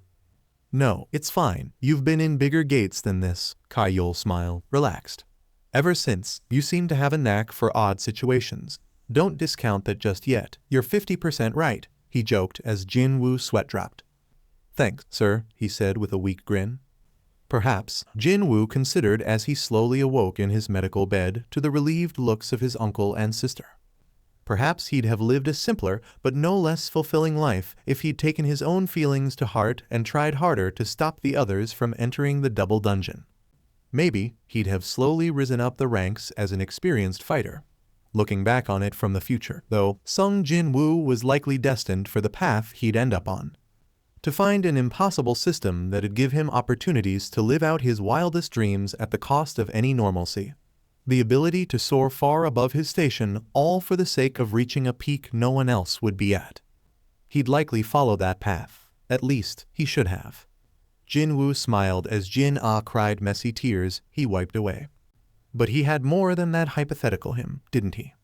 Obito sighed in relief as he pressed their foreheads together. More and more, he'd gained a foundation that he'd never lose. Ju-hee entered the room and they locked eyes. The healer's puffy red gaze trembled again. "So much more. Hyung, you sure you're all right?" Jin-ah asked as Jinwoo sat up with a roll of the shoulder. "You were asleep for 3 whole days and—" "I was?" The man looked alarmed as Obito nodded, Ju-hee swallowing as she sat down on his other side. "I don't. All I remember is, well, that thing in the air, somewhat," Jinwoo said unsurely. Obito and the others looked up, confused, as Jinwoo blinked at their confusion. "Wait, you guys can see it, right?" "See what?" Ju-hee asked nervously, clenching her medical gown's hem. "Why you almost died. Maybe you're not feeling well?" she asked, concerned. Jinwoo frowned at that, observing that box. That dialogue box. Message box. "You have unread mail." Obito cupped his chin as his eyes narrowed. "You do see something. What does it say?" he asked as Jin-ah wiped her eyes while looking at the nothing there. "Crazily enough," Wu began, looking nervous. It looks like some kind of game dialogue. It says I have unread mail," he said nervously as the others balked. "Jin-ah, do you remember how this kind of stuff worked in MMOS?" "Eh?" The young woman looked alarmed and nervous. "Well, duh, you'd open it." "Okay, open mailbox whoa." Jinwoo blinked again as Obito's eyes transformed. What the, let me read what it says now. "Welcome, player unread. Daily quest, preparing to become strong has arrived." Telling them the words, the group looked alarmed as he swallowed. Should I read it?" If it's like in games, and you're not crazy," Jin-ah stressed very seriously. There's probably stuff inside of it. What is happening?" She tried to keep her cool, but it wouldn't work. "He's saying he had a game's UI? What?" "I think," Obito began to say, gaining the group's attention. "I think you've gotten that. You've double awakened, nephew? And this is how it looks to you." "What? That doesn't sound like it makes sense," Ju-hee swallowed as Jinwoo nodded rapidly, eyes going to the message in the air once more. "Your aura has changed," Obito said. "There's something there that I can't make out. It's vague and large, too large." As in, he didn't see the end of it, the more his eyes flickered around to the black power spreading across the ground and out the room. What had happened to his nephew? Alarm. System will help player's growth. Alarm. If he fails to obey the system's orders, there may be a penalty. Alarm. Your rewards have arrived. Obito's eyes narrowed. Penalty? And what would count as something like that? He frowned as Jinwoo followed suit. Maybe I am a bit tired, but if this is true, he swallowed before opening the quest. This has to be a joke, Jinwoo sweat dropped. What is it? Ju-hee had officially hit the bottom of the I have no idea what's going on well. The daily quest is seemingly some kind of workout regimen. And on the bottom, it says that if I don't complete it, I'll get hit with the appropriate penalty. What are they? Jin-ah asked, suddenly nervous. It has to be me being tired because it's a 100 push-ups, squats, curl-ups per arm, and a 10 kilometers run. This is stupid. Woo, Obito began as he stood up and held his nephew's shoulder. No matter what, never take a threat as a joke. We don't know what's going to happen to you if your powers are a bit more esoteric and sentient in design. Let's just do the exercises once you get out today. And just then, the doors to the room opened up to allow in a pair of men. Both wearing black suits, shoes, and ties, they strode forward before standing at the side of the bed, one nodding to the group. Mr. Sung, he began with a look over the admitted man's form. Nothing's off about him, but something had to be up. Having slicked back light tan, slightly orange, hair, fair skin, and eagle-like eyes, the man handed him his card. The inspectors, Obito spoke up, expression apathetic as he and the man locked eyes. This is that other weird one who'd have thought the two would be related. Good evening, I hope we're not interrupting too much. We simply have a few questions and we'll be on our way. I'm surprised you'd want to meet me, sir, Jinwoo said as he observed his card. Woo Jin-chul. Yes, we do on account of the double layer incident, Jin-chul said as Ju-hee flinched, eyes dimming as he frowned mentally. I'm sorry for bringing it up, but it needs addressing, ma'am. Situations like the one you and Mr. Sung were in aren't normal. Especially not with the results, he frowned off to the side as Obito's eyes closed. I'm simply of the mind that this isn't normal and that you, Sung Jinwoo, his eyes locked with the bedbound hunter, maybe have double awakened. I was of the same mind, Obito said, gaining both men's surprise and interest. Just in time to make them miss the other's reactions, but Jinwoo's shake of the head got the female's attention. He mouthed secret and focused on the conversation. Yes, you were the first on the scene, Chul said with slightly narrowed eyes. We'd contacted the White Tigers Guild at the time, they'd been the closest and the right choice. Yet, this C-rank hunter had arrived on the scene first amongst all else and entered the gate without warning. His testimony had been curious. All we found in that room was you on an altar, clothes torn and uninjured, but nothing else. What? Ju-hee's head snapped up at his words, getting a nod out of the man. She considered the situation before grimacing. They were there. We know, had it been a shift in testimony from you all, we might have been able to chalk it up as simple stress and mistakes, Jin-chul frowned deeply. But that's not the case. All of you saw those things, that dungeon wasn't anything less than a rank, and you all barely survived with Mr. Sung being the only one who stayed back. You being alive was a miracle despite how thin that lion was, sir, and that's what leads us to believe you've double awakened. The other man brought out a golden instrument with a purple gem at the top. What will this reveal? Obito thought with a furrowed brow as Jinwoo put his hand down on the purple crystal. And what will I have to do to keep him safe? With that other member holding up a black box connected to the glowing contraption, he blinked at it as a set of numbers slowly flipped onto the screen. And came back with a curious result. That's curious, he said, his only slightly surprised reaction getting raised eyebrows around the room. You were originally set with a magic power level of 10, correct? Why, yeah? No, it's nothing wrong. We saw your application to get your rank retested from the day before. Jinwoo made an O sound. We didn't expect much, no offense, but it seems you might have done something or some such because your magic power is 130. It went up? Jinwoo asked, excited by the prospect before slumping at his sister's raised brow. Bro, that's not exactly high, you know, Gina said. Still, he raised it over 13 times. She wondered if his training had something to do with this, and/or if it was because of his double awakening. It seems like it was for no reason. Then, Jinchul said even as his eyebrows rose. He was originally just 10. That's rather odd if not impressive. Hunter stats were usually set in stone, with some margin for improvement upon their awakening. Mostly, mages could increase their magic power readings by getting better, but Jinwoo was a fighter class. At least, he didn't seem to have had enough magic power in the first place. Curious, his eyes went to the curious Obito, giving Jinwoo his own praises and compliment, the older man's eyes closing as he did. And then there's you, this other odd prospect. The chairman had even been rather intrigued by him for some reason, the Hunters Association head always looking kind of nostalgic about Obito Uchiha.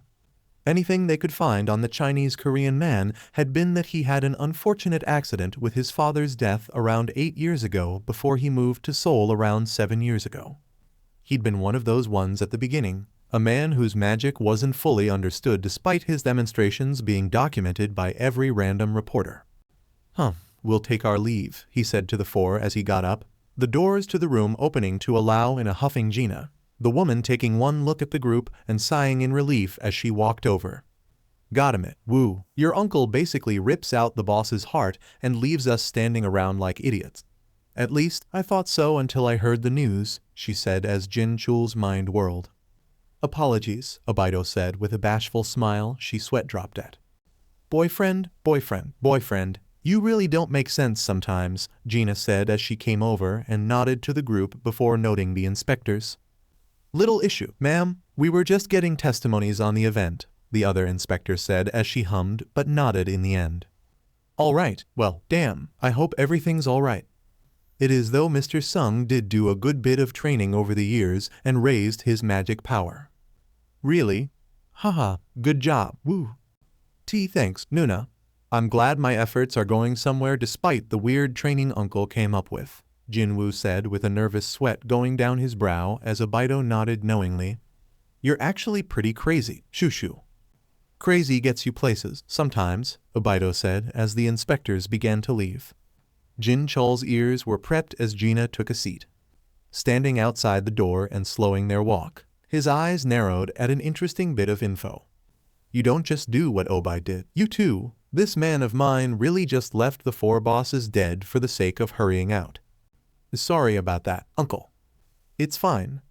I see someone wasn't showing their full power. Yet, how? Was it some new equipment?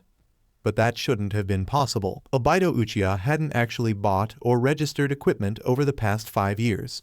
In fact, the man had only some daggers in the beginning that his nephew had inherited, but nothing else besides a few he bought for the younger man.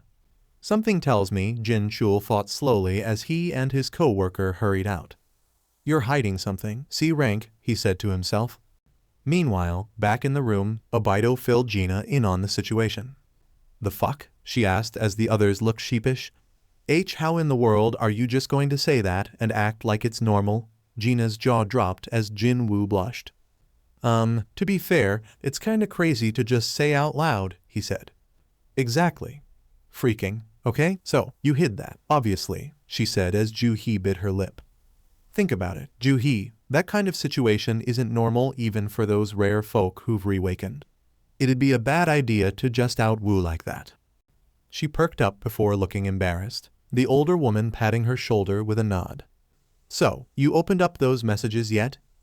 ~NRK~. Officially signing Jinwoo out of the hospital had been done with a little pressure from the older hunters, but they'd gotten through with it in the end. 30 minutes later, the group were in the Sung home, the 5 sitting in the living room as Jinwoo and Obito did his supposed daily quest tasks. Thankfully, we could just run home, Jinwoo said with a huff as he finished his last push-up. And done, he declared as he let out a sigh before wiping his chin. That's thankfully not so. There was a ding at his side, the young man blinking in confusion. Well, I completed the rewards. You get those? Ju-hee, and Gina balked as Obito sat up with a nod. I've no good game knowledge, but I figured it might happen. It was that, or you got those skill point things, he said before Jinwoo's mouth trembled with a shaky grin. There are 3 things I get, Jinwoo said with a shaky smile. Oh, one of them is skill points. Wait, no, that's BS, Jin squealed. That's not fair, and you get those every day. That's what it looks like. Gina cupped her chin while Ju-hee looked confused. What's the first one? The healer asked. It's called status recovery, Jinwoo said as Obito hummed. Hit it, he said. Doing as told, the group watched as a golden glow flashed over Jinwoo before it fell away to reveal a completely clean young man whose jaw dropped. Ju-hee wheezed as Gina blinked. Jin nearly fell out of her. So, this is real, she asked, officially convinced as Obito nodded. So it seems. Woo, what kind of things can you put these skill points into? The oldest in the room asked. Status. Name, Jinwoo level 1. Job, none fatigue 0. Title, none. HP 500. MP 188. Strength, 25 vitality 20. Agility, 23 intelligence 15. Sense, 15. Remaining points, 3 inches. That's insane, Gina said in disbelief after he told them what was up. Wait, so those are your base stats, right? She asked curiously. I think so, Jinwoo rubbed the back of his head.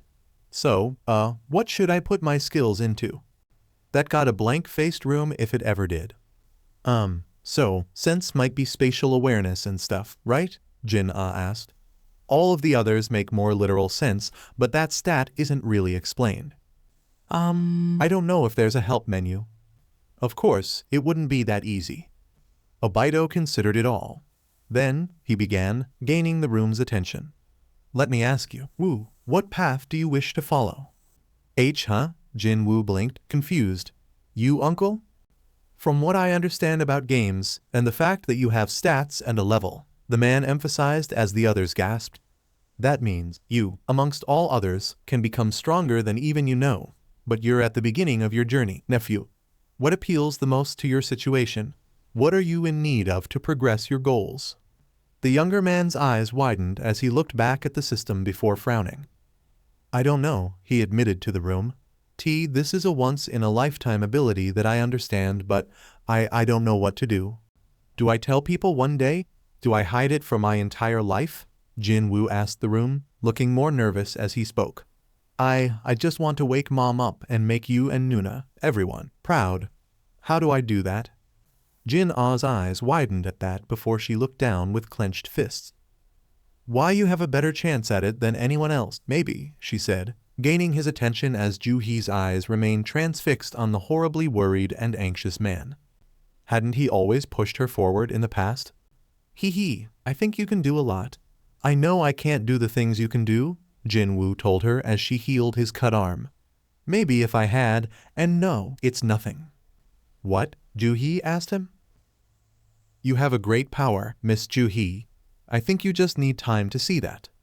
He'd been thinking about his mom then, too, hadn't he? She thought before looking down in thought, fists quaking. I'm not like him, she didn't have his training. His perceptiveness, his physical prowess, his courage. Ju-hee was more of a coward than anyone. She's sure her class made that apparent. I know you can do it, she told him, gaining his attention. I don't have the same drive as you do, but I've seen how you are, the healer said as Gina's eyes softened. I think you have a greater chance, now more than ever, to find a way to be who you want to be. His eyes widened at that, eyes snapping to his screens before he swallowed. I'm sorry for my outburst, he said, apologizing in full. I've got a real worthwhile power now, but I have to do something with it. I'm fumbling over something as little as a stat increase like an idiot when I should be focusing on what I want to do. Games are so diverse, Jinwoo thought out loud as Obito pat his shoulder. I think that you just need more time, Jinwoo. It's been one day and your mother is still under great care. We have all the time we need. You're right, both of you, he said, nodding to the embarrassed-looking Ju-hee. I need to take advantage of this, all of it, to the best. So, I guess if it's following game logic, he began with a shaky grin as Jin swallowed. Why, you're going to try and raise your level, right? She asked as he nodded. I don't know what else I'll get, remember? There's still that random box I get for my 3rd daily quest reward. Speaking of. He accepted it and found a virtual-looking box in his hands. "Can you guys see this?" he asked them, clenching his hand to show them the attempt at trying to grasp something. "Why, yeah, actually," Gina blinked in confusion. "The feel from that thing is almost like a dungeon, not in concept, obviously, but the energy within it. It feels like a high-ranked mage's power, actually." "A mage?" "How to put this?" Obito began. "With mages, we have higher sensory skills, as you know. The thing is, when we're feeling others' magics, we can tell they're similar to some monsters' skills we've met. For example, I've fought fire monsters that Jongin's magic feels like. I've fought some ice folk," Gina added. "Some with thunder, others with air powers. It's a big cauldron of energy."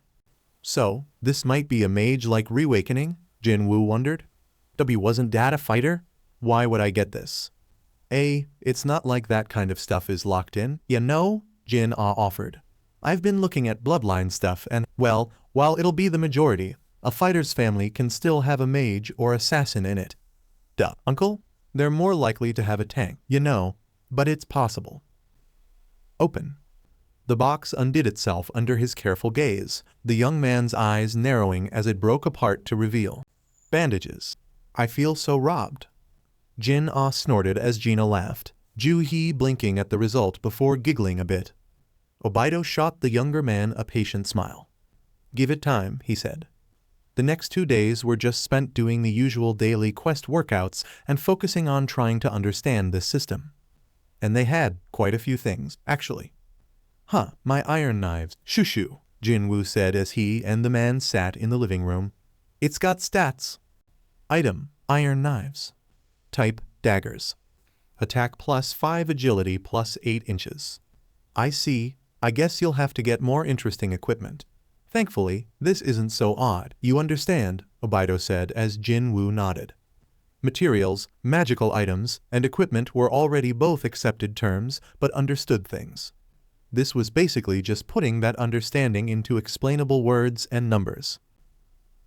"I think I know what I'll do now, Uncle," Jinwoo said as he looked at his status menu and put all his points into strength and sense. "I'll keep my sense stat up half the amount of my strength." Status. Name, Jinwoo level 1. Job, none fatigue 0. Title, none. HP 500. MP 180. Strength, 31 vitality 20. Agility, 23 intelligence 15. Sense, 18. Remaining points, 0 formerly 9. "Alright, that sounds good," Obito smiled as Jinwoo nodded. "Still, some of your stats clearly come into play, eventually. Like MP, is that a stand-in for magic points?" he asked as his nephew chuckled. "I think we should spend more time going over games." His eyes went flat. "Uncle. Better to remember now than later. Now, what about your reward box?" Getting the item, he opened it, expecting another lackluster item. And getting an instant dungeon key. His jaw dropped as Obito's own narrowed with glare. "There you go, something interesting," the man said with a focused tone. Item dungeon key. Item class E. A key that allows you to create an instant dungeon. You may use this in the third entrance of Hapjeong Station. It gives you a location?" Obito asked, utterly confused. "I mean, most games do that, Uncle," Jinwoo said. "But the world isn't a game, correct?" The air grew silent as the two began to grow nervous. Oh shit. His uncle had given him a good idea after they chose to ignore that existence-breaking question.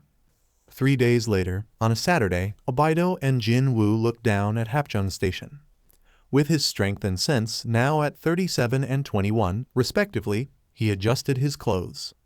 "You're getting good at working with materials, Uncle," Jinwoo said as he stretched in his blue muscle shirt, black shorts, and normal sneakers, the bandages he'd gotten from his first reward box wrapping both his arms up to his elbows. "I feel so much tougher now," he added, his iron knives on his hips but with a new add-on. "So, smithing exists? Maybe?" Item, Beast Altered Iron Knives. Type, dagger. Attack +8 agility +14. With a new dark blue bladed edge, both his weapons made him feel ridiculously powerful. "I'm glad I could try and they worked out," Obito said from beside him. Wearing a tighter pair of clothes compared to his nephew, the man adjusted his gloves as they began to walk down the steps. So, how sure are we that you can? You know? Jinwoo asked him, minding the people around them. What if this is a me-only thing, like a special event? I'll have to try. Maybe it'll be like I said, so you just need to go to the right spots if I can't slip in when you go in. The younger man nodded as they kept going until the third flight of stairs, the moving people around them growing scarce in number. Activating his item, Obito's sharingan blazed as he watched his nephew step through a distortion that just formed ahead of him. All right, Obito thought as he moved to walk in and reached out his hand in a show of scratching his head. And hit a wall of sorts. We were right, these dungeons that the system might have created were Jinwoo specific. But you're not able to escape my eyes, which meant one more particular part of his skill set was useful here. One no one else in his guild, Sans Jong-in, knew about. One of his S-rank skills. Obito walked down the steps, bypassing that invisible portal before hurrying into the third floor's bathrooms. His ears peaked and he nodded at the lack of people before he went into a stall and held out his hands. They clawed up as he glowed a powerful blue, the magical aura slipping off his skin and going down his arms towards his thread-spilling fingers. His spatial thread was likely a sort of altered holdover from his previous life. The magical material began to spiral in a circle. Kamui, his greatest skill from his life as a shinobi. The circle began to glow blue, more and more thread forming a boundary in that altered space where he saw Jinwoo. A power to move between dimensions. He began to pull his hands apart, the clenching fingers fighting against something in the air that fought against him. His sharingan rotated before the left one began to bleed the more he pushed it. This is different compared to a normal gate, Obito thought as he pulled his arms apart more and more. There's a power here that's bigger than even the lower-ranked gates. His eyes narrowed. His muscles bulged as he pulled and pulled before he reached the crescendo. He ripped them back, and a glowing blue portal formed ahead of him, the man sighing in relief as he used some toilet paper to wipe at his eyes. I'm coming, he whispered as he entered. Instant dungeon. Jinwoo's eyes widened in shock and awe at that new glowing portal, one that allowed a sighing figure through and into this crazy world. Obito smiled for his grinning nephew. Was it tough so far? Aye, it was. In the beginning, Jinwoo smiled as he held up his bloody knives. But you protected me like always. Anytime, any day, any dimension. You bet your ass I'm gonna find a way to help all of you, the younger man laughed. Alright, so, what really happened? Jinwoo explained the situation up to now. Of the colors in monsters' names, their danger levels, their dropped items, and more. By the end, he read out his new level. Level 3, and each level gains you a collective 5 points. You have skills. Jinwoo nodded, explaining each concept as best he could. Muscularity LV, 1, Sprint LV, 1, and another one called Dagger Arts LV, 1. Those 3 alone already impressed the older brunette. So, I'm guessing you've chosen your path, or not yet? Jinwoo wore a sad smile as he clenched his daggers closely. Dad used to use daggers, right? Both of you. I want to use these, too, and take that to its peak. Obito smiled. Following that, though, the two went through the floors, tore through the monsters, collected more items, and more. All the while, Jinwoo noted his sense seemed to be peaking with each of his uncle's attacks. It's interesting, he thought as he carved through a steel-jawed red wolf with a cleave of his right dagger, the other one locking with the jaws of another so he could bring the pommel of the first down onto its head. It died as he noted another level. I guess without me killing everything, I get less XP, he wondered. Could he take on the boss alone? Was that possible with his current prowess? They kept going, the monsters growing more numerous and dangerous as they did, but with skill, speed, and awareness, they killed them with efficiency. Obito was surprised by this fact as well. He's growing so strong in a good way. The reawakened man's movements had grown sharper and more precise, the Uchiha guessing his growing skill in daggers, his dagger arts, giving Jinwoo the skill he needed. But that wasn't everything. They landed after another mob kill, looking down another set of stairs where a decently strong, to Jinwoo, aura emanated from. Obito felt it out and wasn't really bothered, like, at all. Jinwoo's eyes went to his uncle's casual raised brow. Uncle? Yes. I want to fight it alone. Obito closed his eyes in thought at the idea. Is he strong enough? Obito didn't know. Jinwoo had always been a studious man ever since receiving his tutelage. The man was smart, wise to the gates and their threats, and even a stubborn fool like him. He had good skills and now a new power set that would, likely, set him apart from everyone else in strength. And I'll be there every step of the way, he thought. All right, Obito smiled for him and Jinwoo grinned happily. I want to show you how far I've gotten, through power and skills, the younger man said as Obito nodded. Let's go. Taking their first steps down, they continued on into this odd space that seemingly extended beyond normal. Well, dungeon aesthetic, Jinwoo offered him as Obito shrugged. It's the world of these things. Really, we can only assume so, he said. By the time they reached the final platform, they found a swamp. With the area looking eroded by the sticky-looking waters, green moss, and humid air, Jinwoo looked further ahead as his eyes glowed. There he is, he uttered as Obito remained by the staircase. I can do this, Jinwoo thought as he looked all over that dark blue serpent that came further into the corridor. It had dark blue scales with some orange ones on its side, a thick-looking hood, yellow eyes, and thin black eyes. I can tell, your scales will just ignore my daggers, the fighter thought with a glare. My dagger arts, though, might give me the type of attacks I need. The skill system within his power was seemingly based on skill experience and usage. He'd gotten sprint from using high-speed lunges and movements off walls and the like for quick attacks. So, he assumed that he'd get a sort of dagger skill with enough focus, usage, and intent. The only parts of you that I can hit that will do damage are your mouth, eyes, and maybe under your hood. The snake let out a ground-quaking screech that pushed back the duo's hair and clothes, but to little more effect. Obito crossed his arms with his sharingan ablaze. I can see its name, like with the other monsters though, comparatively. This one was more clear. Swamp's ruler, Blue Poison Fangs, Rasaka. It was a white name as far as he could discern. And then it moved with the speed reminiscent of the wolves and beasts. That kind of speed. For its size, it tore apart the surroundings by just moving, the snake's head thinning like a missile. Wu was already above it, form landing on the ceiling. I can see you, he thought as he kicked off it to dodge another one of that creature's passes. I can see you. He landed on the train tracks before running down its length, the snake behind him. Rasaka gave chase at a higher speed than he could muster, the man's eyes narrowing as it began to shoot towards him in a straight line. Perfect. He hopped mid-run, turning in the air as his feet began to touch the floor. Sprint. He shot down the rushing snake's side, dodging its vicious fangs and bringing his knives down its side as he kept sprinting down its flank.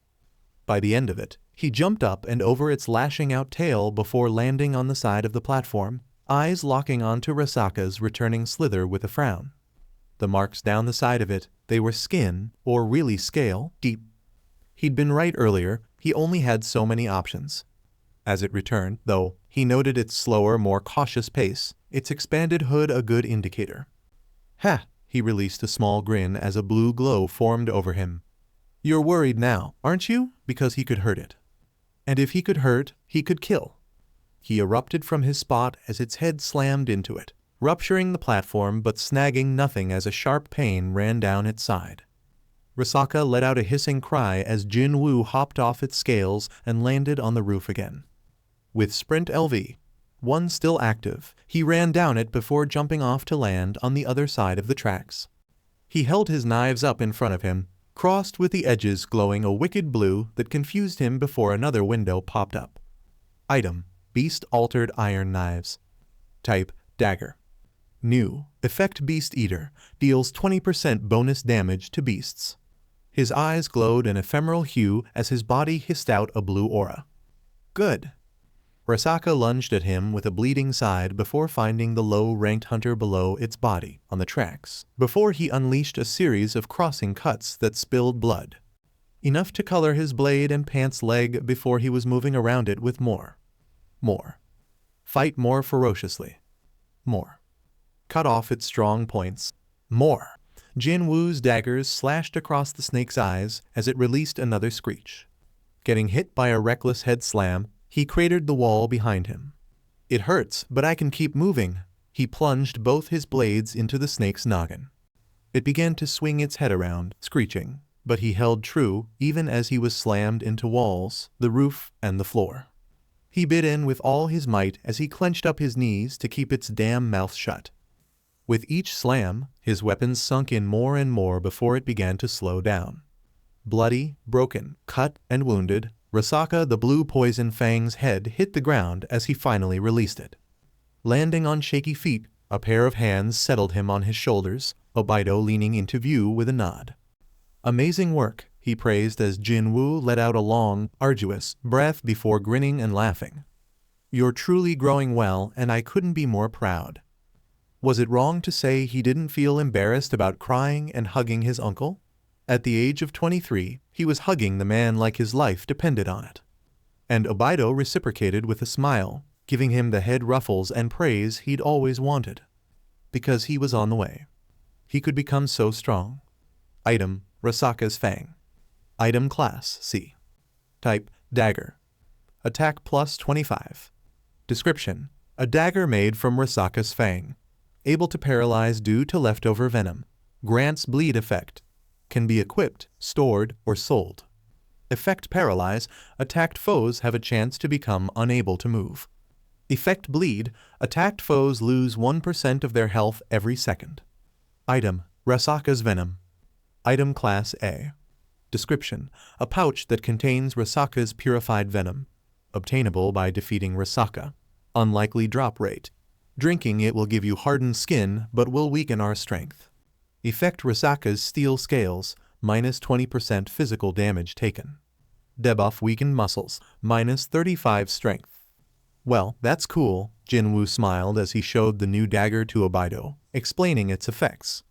The man was utterly floored by another fact, though. Wait, the weapon I made gained a new effect? He asked, utterly confused.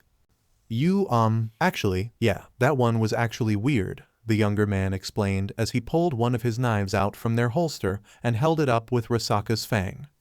Beast halter sounds good, Jinwoo nodded as Obito sweat dropped. Also, I got a title. Right, we'll talk about it later. Wait, what? Alarm. The boss has been slain. The dungeon's interior will revert to normal. The area around them began to break down into squares before fading away. Obito's eyebrows rose as a blue glow around him shimmered before breaking apart as they were left in a normal, well-lit, train passageway. Let's go. Walking out of the area and going up the steps to the next level, both became more and more confused as they noted no one. What? Jinwoo wondered as they walked up the last steps out of the station. What happened? I think something outside did, Obito said before noticed a person coming up to them. Here we go. Sirs? The man fitted out in full military gear blinked at the duo, noting their attire, and then Obito himself. It's you. He looked happy beyond imagination, confusing the duo. Wait, no, what happened? Obito asked with a frown. Sir, there's been a dungeon break nearby. There was a rumble in the ground and both uncle and nephew's heads snapped to the side with narrowed eyes. At the small tower of magical power that reached towards the sky. Shoo. I know, we're going. Huh? Sirs, please let me lead you, the soldier began to say, saluting the duo. And quickly finding a pair of craters in front of him, no hunters in sight. What? Ju-hee grimaced as she healed another person, the giant glowing blue rock monster fending off the fighters and tanks who'd arrived on the scene with her, at the last minute. We can't keep this up, she told a person beside her, hiding from the giant monster's gaze despite its lack of a face. It's just like that time, the healer swallowed as she rushed around. With the recent 2-year-long training sessions she joined in on for totally platonic reasons, she'd learned more evasive movements, gained more stamina, and learned how to sense more dangerous situations. Which all didn't help by the time she healed the 10th person and looked up by accident. And locked eyes with a terrifying grin full of malice. From that thing that looked like a god. She froze as her skin ashened. I can't, she couldn't move, even as she watched another person lose an arm. I can't. Ju-hee held her head as she quivered in fear. It's fine, a voice at her side said, startling her out of her terror. Ju-hee. She turned on a dime and locked eyes with a smiling Jinwoo who jumped and blushed as she slammed into him, head tucked beneath his chin. I can't. She trembled as his eyes widened before he was holding her close. I'm sorry, you're strong, I promise, he told her, holding her at arm's length so she could see his grin. And if you're ever scared. The world around them rained glowing blue rocks, neatly cut bits and pieces of the monster behind them. I've got you. The other hunter's jaws dropped as Obito landed in front of them, the diced-up pieces of the golem-like monster falling around him while being deflected by random strings to not hit anyone else. Is everyone all right? He called out to the other gasping hunters or relieved-looking tanks. I guess the gate broke too suddenly, Obito said, ignoring the numerous flashing cameras all around him as he jogged over to the relieved duo. Are you all right, Ju-hee? Yes, sir, the carrot top burning as Jinwoo looked down at her with a smile. When did he get handsome? It was startling to notice, but that was right. Maybe it was him maturing over the years, maybe a growth spurt hit, but looking at Jinwoo now? Her face burned bright red as he pat her shoulders with a chuckle and grin that sent her to the world of the unconscious. Whoa! Obito facepalmed. Status. Name, Jinwoo level 14. Job, None Fatigue, 54. Title, None. HP, 1708. MP, 298. Strength, 42 Vitality, 31. Agility, 48 plus 14 from Dagger Intelligence, 26. Sense, 29. Remaining points, 0. The next day was spent explaining the whole situation to their familiar female guests. So, this is legitimate, Gina said with a flat expression, wearing a casual white shirt, black jeans, and socks as she held Rasaka's fang. Woo, I don't know what the hell to say besides, if you ever find stuff that's good for telekinesis magic, I'm your gal, she grinned as Obito snorted in the kitchen in a tight black shirt and shorts. Jinwoo chuckled in his white shirt and gray pajama pants as Ju-hee muttered something next to him in a white dress and Jin-ah tilted her head in her training wear. So, how many of those have you gotten? Those instant keys? She asked, and he shook his head. Only that one? Literally only that one. I got 3 more bandages, another pen, and I think some special paper? He showed all the items, the paper being folded with nothing on it. I really do wonder what the hell is up with that box.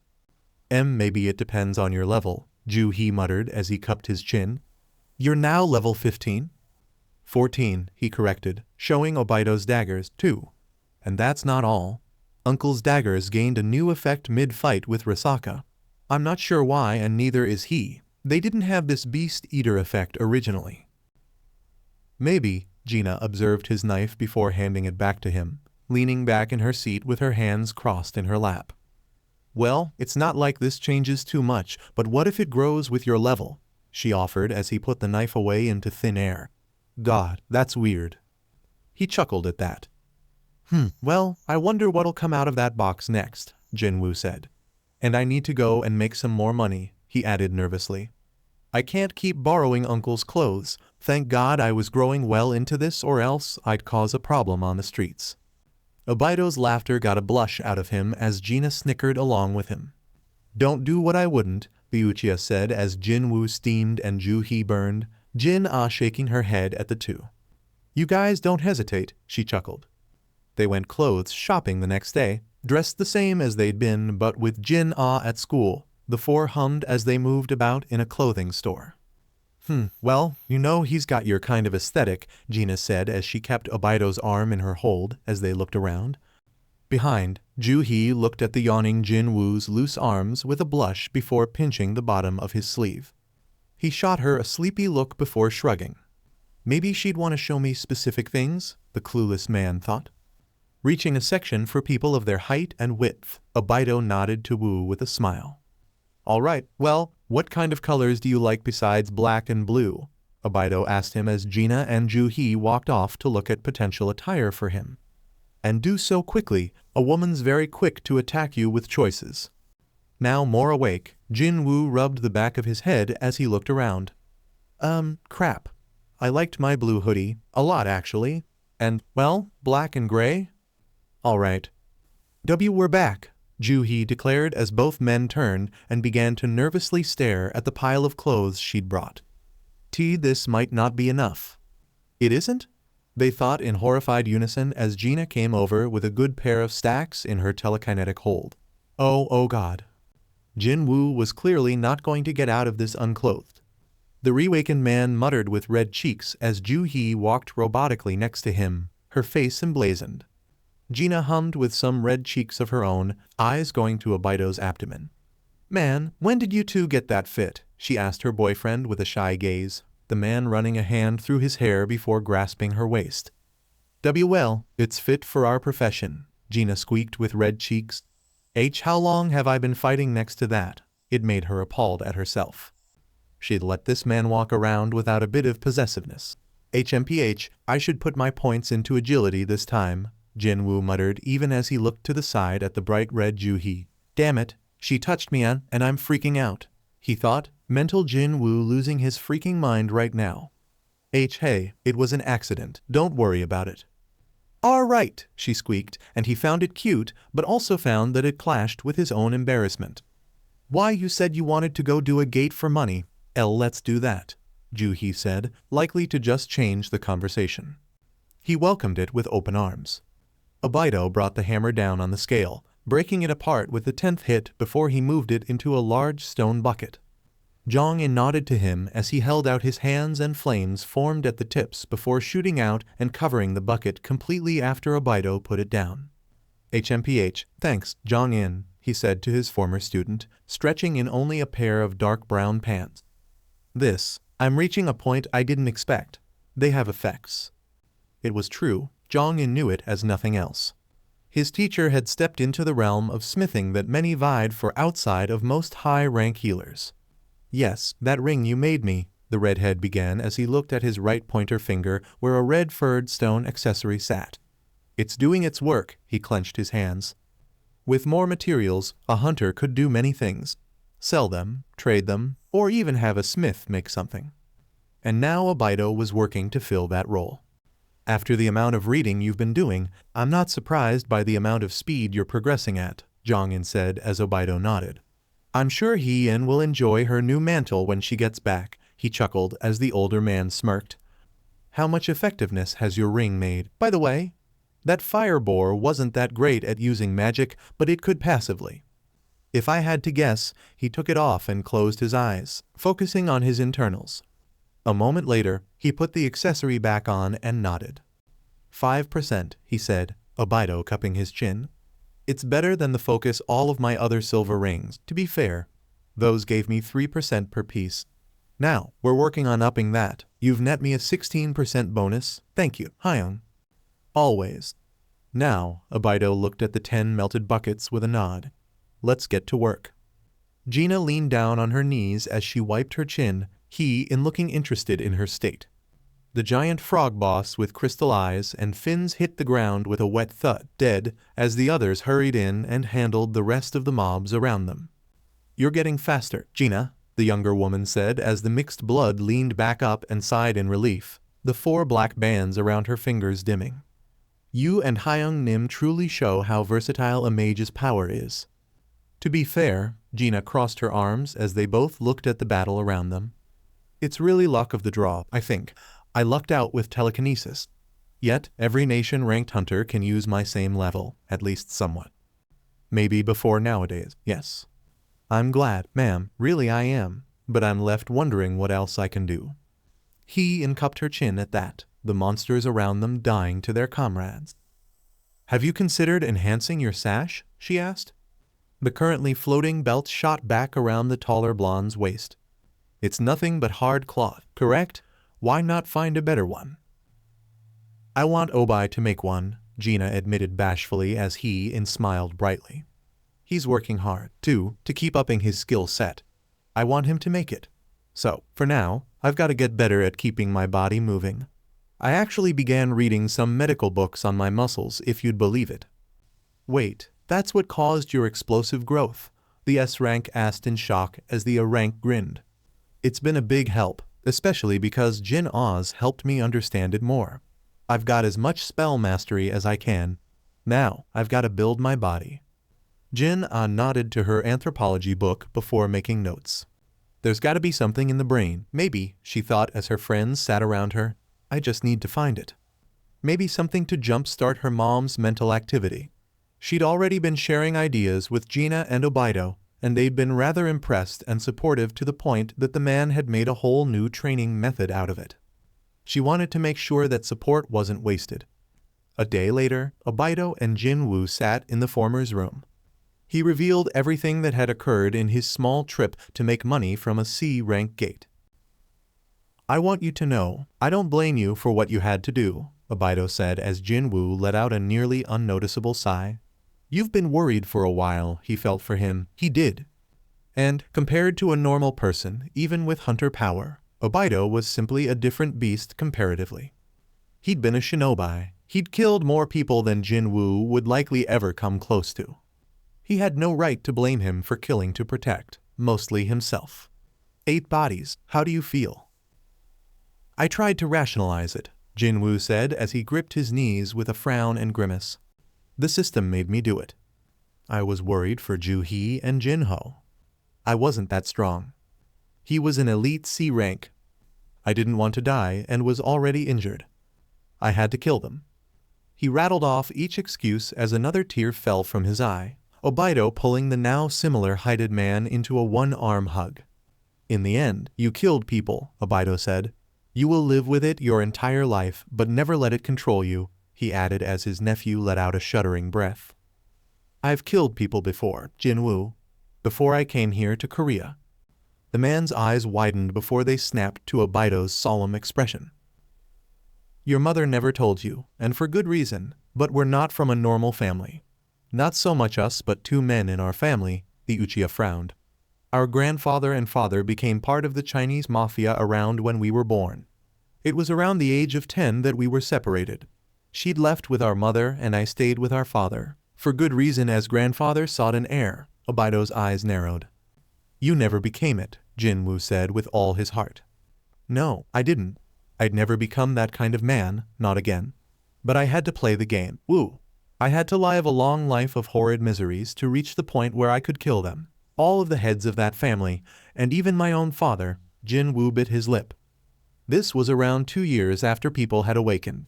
I'd had the power, know-how, and ability to stop the biggest problem in China's recent history. I did it, I killed them, and I'll never forget it. He gripped him in a similar embrace. I will never cast judgment upon you for that. I've done the same thing and killed more people than I hope you ever have to.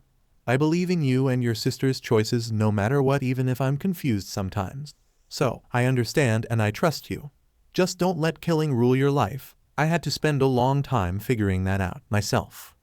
They let go with one shared breath before Jinwoo nodded, explaining to him his levels, new skills, and his new potential for them. This young man, Jin-ho, wants us to help him clear 19 C-rank raids. Yeah, he promised me a 30 billion won building and 3 million for each raid like all the other fillers. For us, that'd be 6 million each time. Obito could see what he'd meant as Jinwoo explained the entire situation. So, he wants to gain experience, huh? He wore a nostalgic smile. Alright, I might not be able to make it every time, obviously, so have someone on standby. That said, I think I can impart some knowledge to this young man. Jinwoo raised a brow at that. Oh, also, Jin-ah and I were training, and I figured out more about the daily quest system. I can overdo it, he told Obito, who blinked. And then he showed him the S-rank key item. Item, Demon Castle's key. Item class S. Description, a key that can be used to enter the Demon Tower. Can be used at Song Pa-gu Tower. Standing before Song Pa-gu Tower, the two looked at it from a nearby building. Wearing some new Obito-made combat wear of a black coat, an opened one in Jinwoo's case, baggy dark blue pants, and a pair of special boots he'd made, they jumped off and landed without issue. Item, Song Sung Boots. Item class, C. Class, Boots. Minus 5% physical damage taken.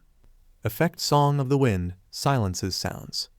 They landed without an issue. the two looking around at the thankfully empty streets. Obito's Sharingan spun to life. "Do it," he said, giving the go-ahead. Jinwoo nodded as he held up the demon castle key. The air glowed red with its turning, the sound of something unlocking reaching even Obito's ears. Wait, that doesn't seem right. He'd never heard anything the first time Jinwoo had done this. Watching that oddly more visible large flame orange gate open up some more, his eyes flickered unknowingly as Jinwoo went in. Standing by the instant gate, Obito clenched his hands as he performed that same song and dance from last time. The red fought against his blue power, the threads snapping repeated as he tried to maintain the portal. "This is a lot more difficult," he grunted at the feeling of the gate's energy fighting against his own. But it doesn't matter. Both his eyes spun, blue energy forming over him in a higher amount before his small rip in dimensions began to stabilize. By the time it did, his actions were unnecessary. All he got to show for it was a 4-foot-tall portal floating in front of him. Uncle, you might want to come in here." Well, no time like the present. Just jumping through the portal like a trapeze artist, Obito landed on the other side of Were They in Hell. Looking up and around at their arid, on fire, surroundings, the broken-down ruins in the distance, and the literal giant gate in front of them, Obito's attention was taken away from all of it by a single being. A single 3-headed dog the size of a 4-story apartment with dark red fur, flame-like manes, pure red eyes, and long horns with metal plating between their foreheads. Looking more at it, the amount of magical power coming from this creature caused some beads of sweat to fall down their faces. Hell's gatekeeper, Cerberus. "Yeah, this might be a good idea to tell me where I'm at," Jinwoo said, pulling out one of his beast halters and Risaka's fang, the pair his usual favored pair. With title, Wolf Slayer in effect and Beast Eater, I should have a 60% increase against beast-like monsters. Obito, meanwhile, let out a breath as the ground beneath his feet was filled with a rapid swirl of invisible wind. An S-rank item, was it the same? Are they the same strength as a normal S-rank gate? Jinwoo unknowingly continued the thought. Or is it different? What if it's weaker? Can I compare? One thing's for sure. Blue aura spilled from the duo's bodies. I want to find out. They vanished in flashes of blue. Lightning-like blurs of a similar hue flashes across this beast's napes and chest. Jinwoo noted the wounds he could leave with interest, his body crossing with his uncle's in a flash of sparks as they slashed at the hellish canine's shoulders. A bit of blood spilled as it shot onto its hind legs, both brunettes landing on the large gate's surface. It's tough, Jinwoo's eyes narrowed. Remove its movement, Obito's Sharingan glowed. They shot off the door at the beast with a pair of kicks that slammed into its chest, the creature stumbling before 2 of its heads snapped out at the 2. Obito kicked his nephew away before he was shooting around the chomping jaws in an impossible aerial display that ended with his foot slamming into the top of its center head. It trembled for a moment before shaking him off and trying to bite the man only for a knife-wielding comet to slam into its chin. Go down, you bastard! Jinwoo kept slashing at its chin, trying to enact paralyze. When it seemingly took place, it broke, the screen shouting at him that this beast was too resistant. Tisk, he shot back from the beast's other head's jaws, landing beside a similarly landing Obito. If a monster's strength is too high, it can resist status effects. It's doing something, Obito grimaced as Jinwoo paled a bit. Hell's Keeper, Cerberus is using skill, Wrath. Wrath lasts for 3 minutes. Cerberus's stats will be doubled. So, bad news. Its aura just doubled, yeah, I know. The 2 lunged apart in alarm, eyes wide at Cerberus's speed. Was it so great? Obito wondered with a look of horror before it lunged at him. Tesk. He lunged onto its 3rd head's snout before his arms became covered by tight black material. Naisenko. The dual palm thrust slammed into the center head's neck side, electricity sparking away from the head rumbling force as Jinwoo came in from above, blades slamming into the back of its neck before he lunged around it at high speeds. The dual attack brought the head off with a squelching pop. Keep moving, Jinwoo tried to say only for a pair of jaws to grab the back of his coat. What? He was flung across the expanse of a far-off ruin, going through the wreckage, rocks, and old structures before tumbling into a rock formation with a torn coat. The pain was hilariously high, stunning his mind for a moment as a large shadow came into view above him. "Oh, he began to say, only for a glowing blue figure to slam into Cerberus's side, getting a relieved sigh out of the player. Because the monster was sent flying into the ground beside the ruin, tossing up sand, dust, and pebbles that were blocked by the landing black figure's numerous cutting threads. When Jinwoo saw him, his eyes widened at the figure's raised finger and shaking head, his system failing to categorize him. "Let's finish this. I can't keep this up for more than a minute." The younger man realized that, really? He hadn't seen the depths of his uncle's power, not even close. He grinned as he slowly sat up, body hissing at him before he accepted his first daily quest reward. Status recovery. A familiar golden glow sprung up around him before Jinwoo stood up while letting out a breath. "All right," his knives settled in his hands, his grip tighter. "Let's take another shot at this." They shot forward at high speeds. "Ha ha," Jinwoo groaned a bit as he rolled his shoulder, his sleeves missing.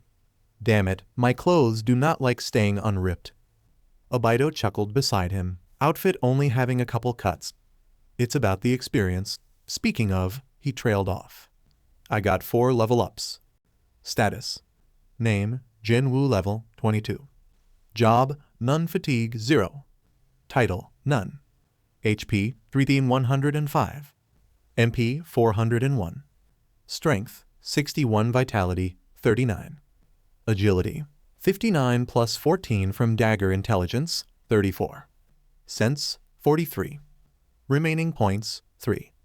Telling his uncle his next move, Jinwoo put 1 more point in vitality and 2 more in sense, evening them out to 40 and 45, respectively.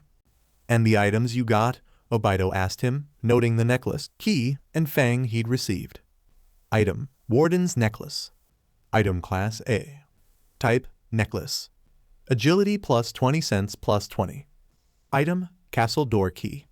Item class A. Type, key. Description, a key that can open the demon castle's door. Obtained by killing the gatekeeper. Item, Cerberus fang. Item class A. Type, material. Description, a fang that can be obtained by slaying Cerberus. "Oh, that's just useful," Obito chuckled as Jinwoo put on the necklace while pocketing the key. "Smart," his eyes went to the door before he let out a breath. That was just the guard.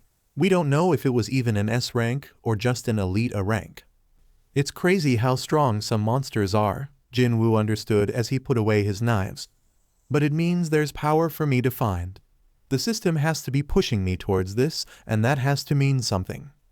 "Hopefully only good things," Obito worried about the mechanic's wants and needs. "I'm sure.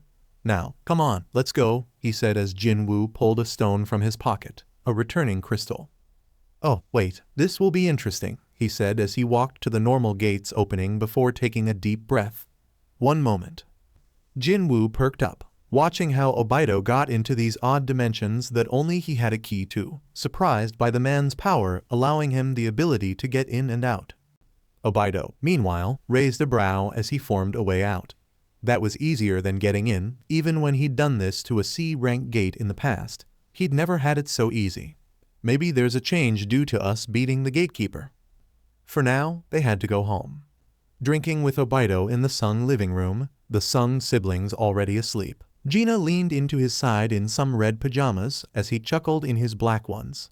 They clinked their beers before drinking from them, the man's hand clasping her waist well as she moved into his lap.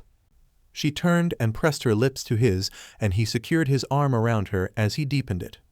Moaning for a bit, they separated with a chuckle, foreheads pressed together. "Nothing like a drink and kiss after a rough day," the woman said as she laid against his chest, the two just sitting there. "How was the instant dungeon?" "Hell on earth," the man said as she laughed a bit. "It was S-rank, and just the gatekeeper outside the real dungeon was a problem in and of itself. I had to pull out one-horned Oni for it," Obito said, confusing her as she sat up in his lap. "One-horned Oni? It's the culmination of my magic skill." Gina perked up at an idea. "Wait, yeah, that's it," she grinned, leaning back in his lap.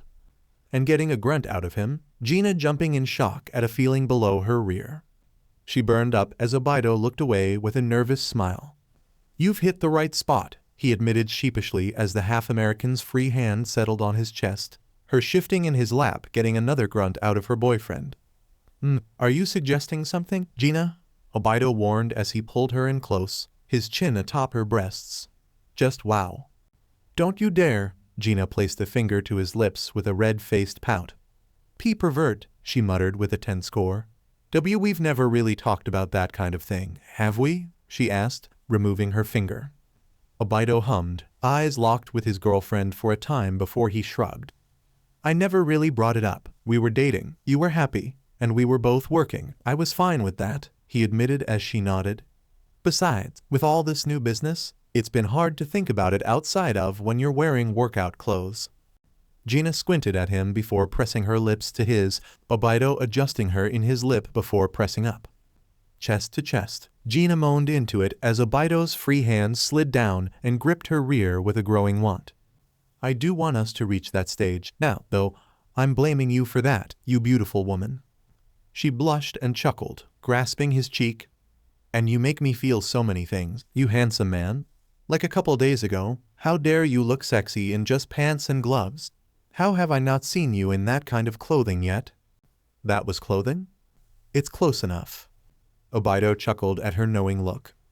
"Look, since we're clearly both on board with the idea, how about this?" he began with a smile. "We'll both request a week off in a month's time and do it then, all right?" "I'd love to," she smiled, arms around his neck. "Still, I hope nothing else crazy happens, you know?" Gina pouted again as he wore a nervous smile. "Honey, every week something else seems to be happening." "I know, it's weird, but we can hope for the best." "Definitely. Oh, how about we save up some money and go on a trip? Oh, we can go to Florida and see the sick oceans. It's so much better with superpowers to clean it up and the ocean's so blue." He chuckled, pecking her on the lips. "Sounds grand." Jong-in smiled knowingly as he-in blushed knowingly the following morning. Gina's cheeks colored as Obito smiled shakily at the S-rank fighter's look of embarrassment and understanding. "You two are going to," he-in almost shrieked. "Easy, easy, let's not out our experienced mages like that, please, Cha-he-in," Jong-in said immediately, stopping the blushing woman from causing a scene. "I'm sorry, it's, she looked so shy. "Gee, good luck," she said quietly. Obito chuckled as he held Gina's shoulder, her his waist. "Well, that's the plan. So, in that time, I'm going to do more gates as a fighter than clean up crew, Jong-in." "Understood, glad to have you," the S-rank mage smiled. It was only 2 days later that Jinwoo and Ju-hee explained the situation with this D-rank dungeon. "What the hell is with you two's luck?" Gina asked in sheer disbelief as the two younger adults grew bashful or sheepish, Ju-hee and Jinwoo, respectively. "Jesus, are you guys all right?" "Jinwoo handled it," the healer admitted as the reawakened let out a breath. "Not without your help," he told her, Ju-hee biting her lip. "I needed you, don't forget that." Fighting the Cerberus had been so different. He'd been sure he was greater than a B-rank hunter. No. He'd also had a 60% bonus to his attacks, and his uncle had been there, right? So, how had he struggled for so long with Ju-hee's help before using Bloodlust? He needed more strength. "Actually," the young man said with a frown, "do you remember that monitoring guy? From when I woke up?" "Woo Jin-chul?" Obito asked, getting a nod. "What about him?" "He told me some things I'm not happy with. You don't know, Nuna," he said to Gina only to blink as she shook her head, Ju-hee looking embarrassed. "No, Ju-hee gave me the specifics. It's better that you guys ran out of there when you can." "Fuck those guys," Gina said, seeing the relief on Jinwoo's face. "I'll let him know, I know." Another day Ju-hee had told her everything. The deaths, the trap, the lizarding, all of it. Gina had been pissed, but knowing that Huang Dong-suk was dead made her temper cool. She knew Jinwoo had taken a life, but she'd let him accept it more before revealing that. "All right, Nuna, well, his younger brother, you know who he is, right?" "F me, I don't like that you brought him up." Obito's eyes narrowed at that, leaning forward in his seat with his hands steepled by his mouth. "He's made a threat, hasn't he?" he asked with a single unleashed breath. And the air vibrated like a thrumming string, the area's color seemingly tinting. Jinwoo's eyes widened as they snapped to his uncle. Wait, his aura is rising, and not in a small amount either. No, his uncle seemed scarier than Jinchul's aura was. Gina placed a hand on Obito's knee and he sighed, his aura relinquished in an instant. Yet, that didn't stop the younger adults from gawking at its disappearance. I'm sorry, that was unbecoming of me, Obito told them. Wu, tell me everything I need to know. Jinwoo considered him for a moment before nodding. He told me that Huangdong Su might be coming down here to start something. The Reawaken's eyes glittered with intrigue. I knew he was still more powerful than me, by a long shot. Obito's speed and skill outstripped his own by a good bit when the man was going almost all out, a shocking yet enlightening fact he kept close to his heart, while the Uchiha could increase his power beyond anything Jinwoo could hope to muster. The man before him was beyond his level, and likely was the biggest threat outside of an S rank. He didn't give me much else, but those are all the facts I know, he said as Ju-Hee swallowed, concerned beyond belief. Uncle, I'm well aware of where you stand, and I won't let that come to face you without trying to kill it myself, Obito said with a grunt. If I'm going to deter this man, I need to research him a lot. I'm sure of my skills, but... The Uchiha's eyes went down to his hand. I can't go against an S rank like an idiot. It might be time for me to finally go and get a weapon. All eyes widened at that as Obito clenched his fist. What kind of weapon do you prefer, uncle? Jinwoo asked with a focused gaze. Can I get strong enough to fight off an S rank in the time it'd take? He didn't know. Painful as it was to admit, he didn't see that being possible. He was level 25 and he'd had some difficulty with a B rank. The ranks weren't just for show and the leap between A and B might have not been that crazy. But the jump to S rank wasn't something he could even try to put into numbers. It was simply not possible to say they're 10 times in a rank without looking like an idiot. Especially with the man known to be the strongest Korean's rank. Damn it, he grimaced. And what will I do if he has equipment, too? That'd bring a whole different kind of mess to this fight. Damn it. Obito considered him for a moment before looking at his own hands. Pride isn't important here, Obito thought to himself. I'm someone who prefers chains and a scythe. I haven't used a weapon in so long, but I'm in need of fast ones. So, instead of a chain and sickle, what I need are 2 sickles. Jinwoo's eyes narrowed. The question is just finding it in time, he said. I'm sure I could buy you a pair from the store. Maybe? He opened up his menu before checking. A scythe or sickles as he looked. His eyes narrowed at the 400 million gold scythe he'd found before scoffing. They can go that high? That's useless with my sad funds, he frowned.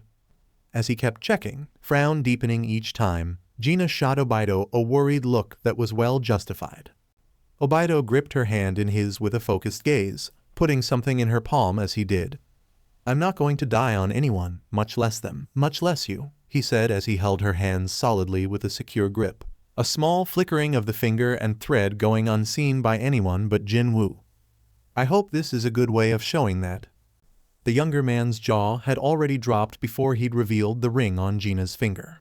Ju-Hee's eyes widened before she covered her mouth in shock and awe. The telekinetic mage's eyes mechanically went down to the golden band on her finger that was covered in Korean inscriptions with the phrase I love you on it. You understand, if you even faint, I'm coming to the afterlife to kill you, all right? She trembled a bit as Obito pulled her in close. I love you, you idiot. I know, I love you, too. And that's more than enough reason to do this, Obito declared with his hug. Eyes narrowed as they went to Jinwoo. Woo, instead of looking to buy one, he nodded. Give me material and I'll make one. The following day, Obito sat in Jongin's office. The younger man's eyes narrowed on his desk. Hyung, he whispered. Are you sure about this? Yes, amongst all else, Obito said with a protective gleam in his eye. He's the strongest this rank from Korea. Jong, I can't take him lightly, nor will I allow that meathead to think he can try and run up on my family and not suffer for it. Not just Jinwoo, Jin-Ah, or Gina. You're also at risk along with our guild. Jongin's eyes darkened at that. He'd find nothing but his own blood here if he tried. Exactly. I won't let him even think he can get that far. That's also why I need materials. I'll give you a quarter of our inventory, Jong-in said with a worried frown. Hyung, please, don't die. I won't, Obito told him gently. I proposed to Gina, by the way. The redhead looked startled. If possible, would you mind us doing it here? Please, this is our home. I'd be remiss to not want to witness this. I'd also want you and Jinwoo as my best men. I'm already thinking of 5 suits. So alright folks, that's all for today. Stay tuned for part 3. Do subscribe, like and share for more such videos. Also check out the story and author Nasha Rei-Kun on FANFICTIONnet. Press the bell icon to be notified first on release. See you in the next video. Till then, goodbye.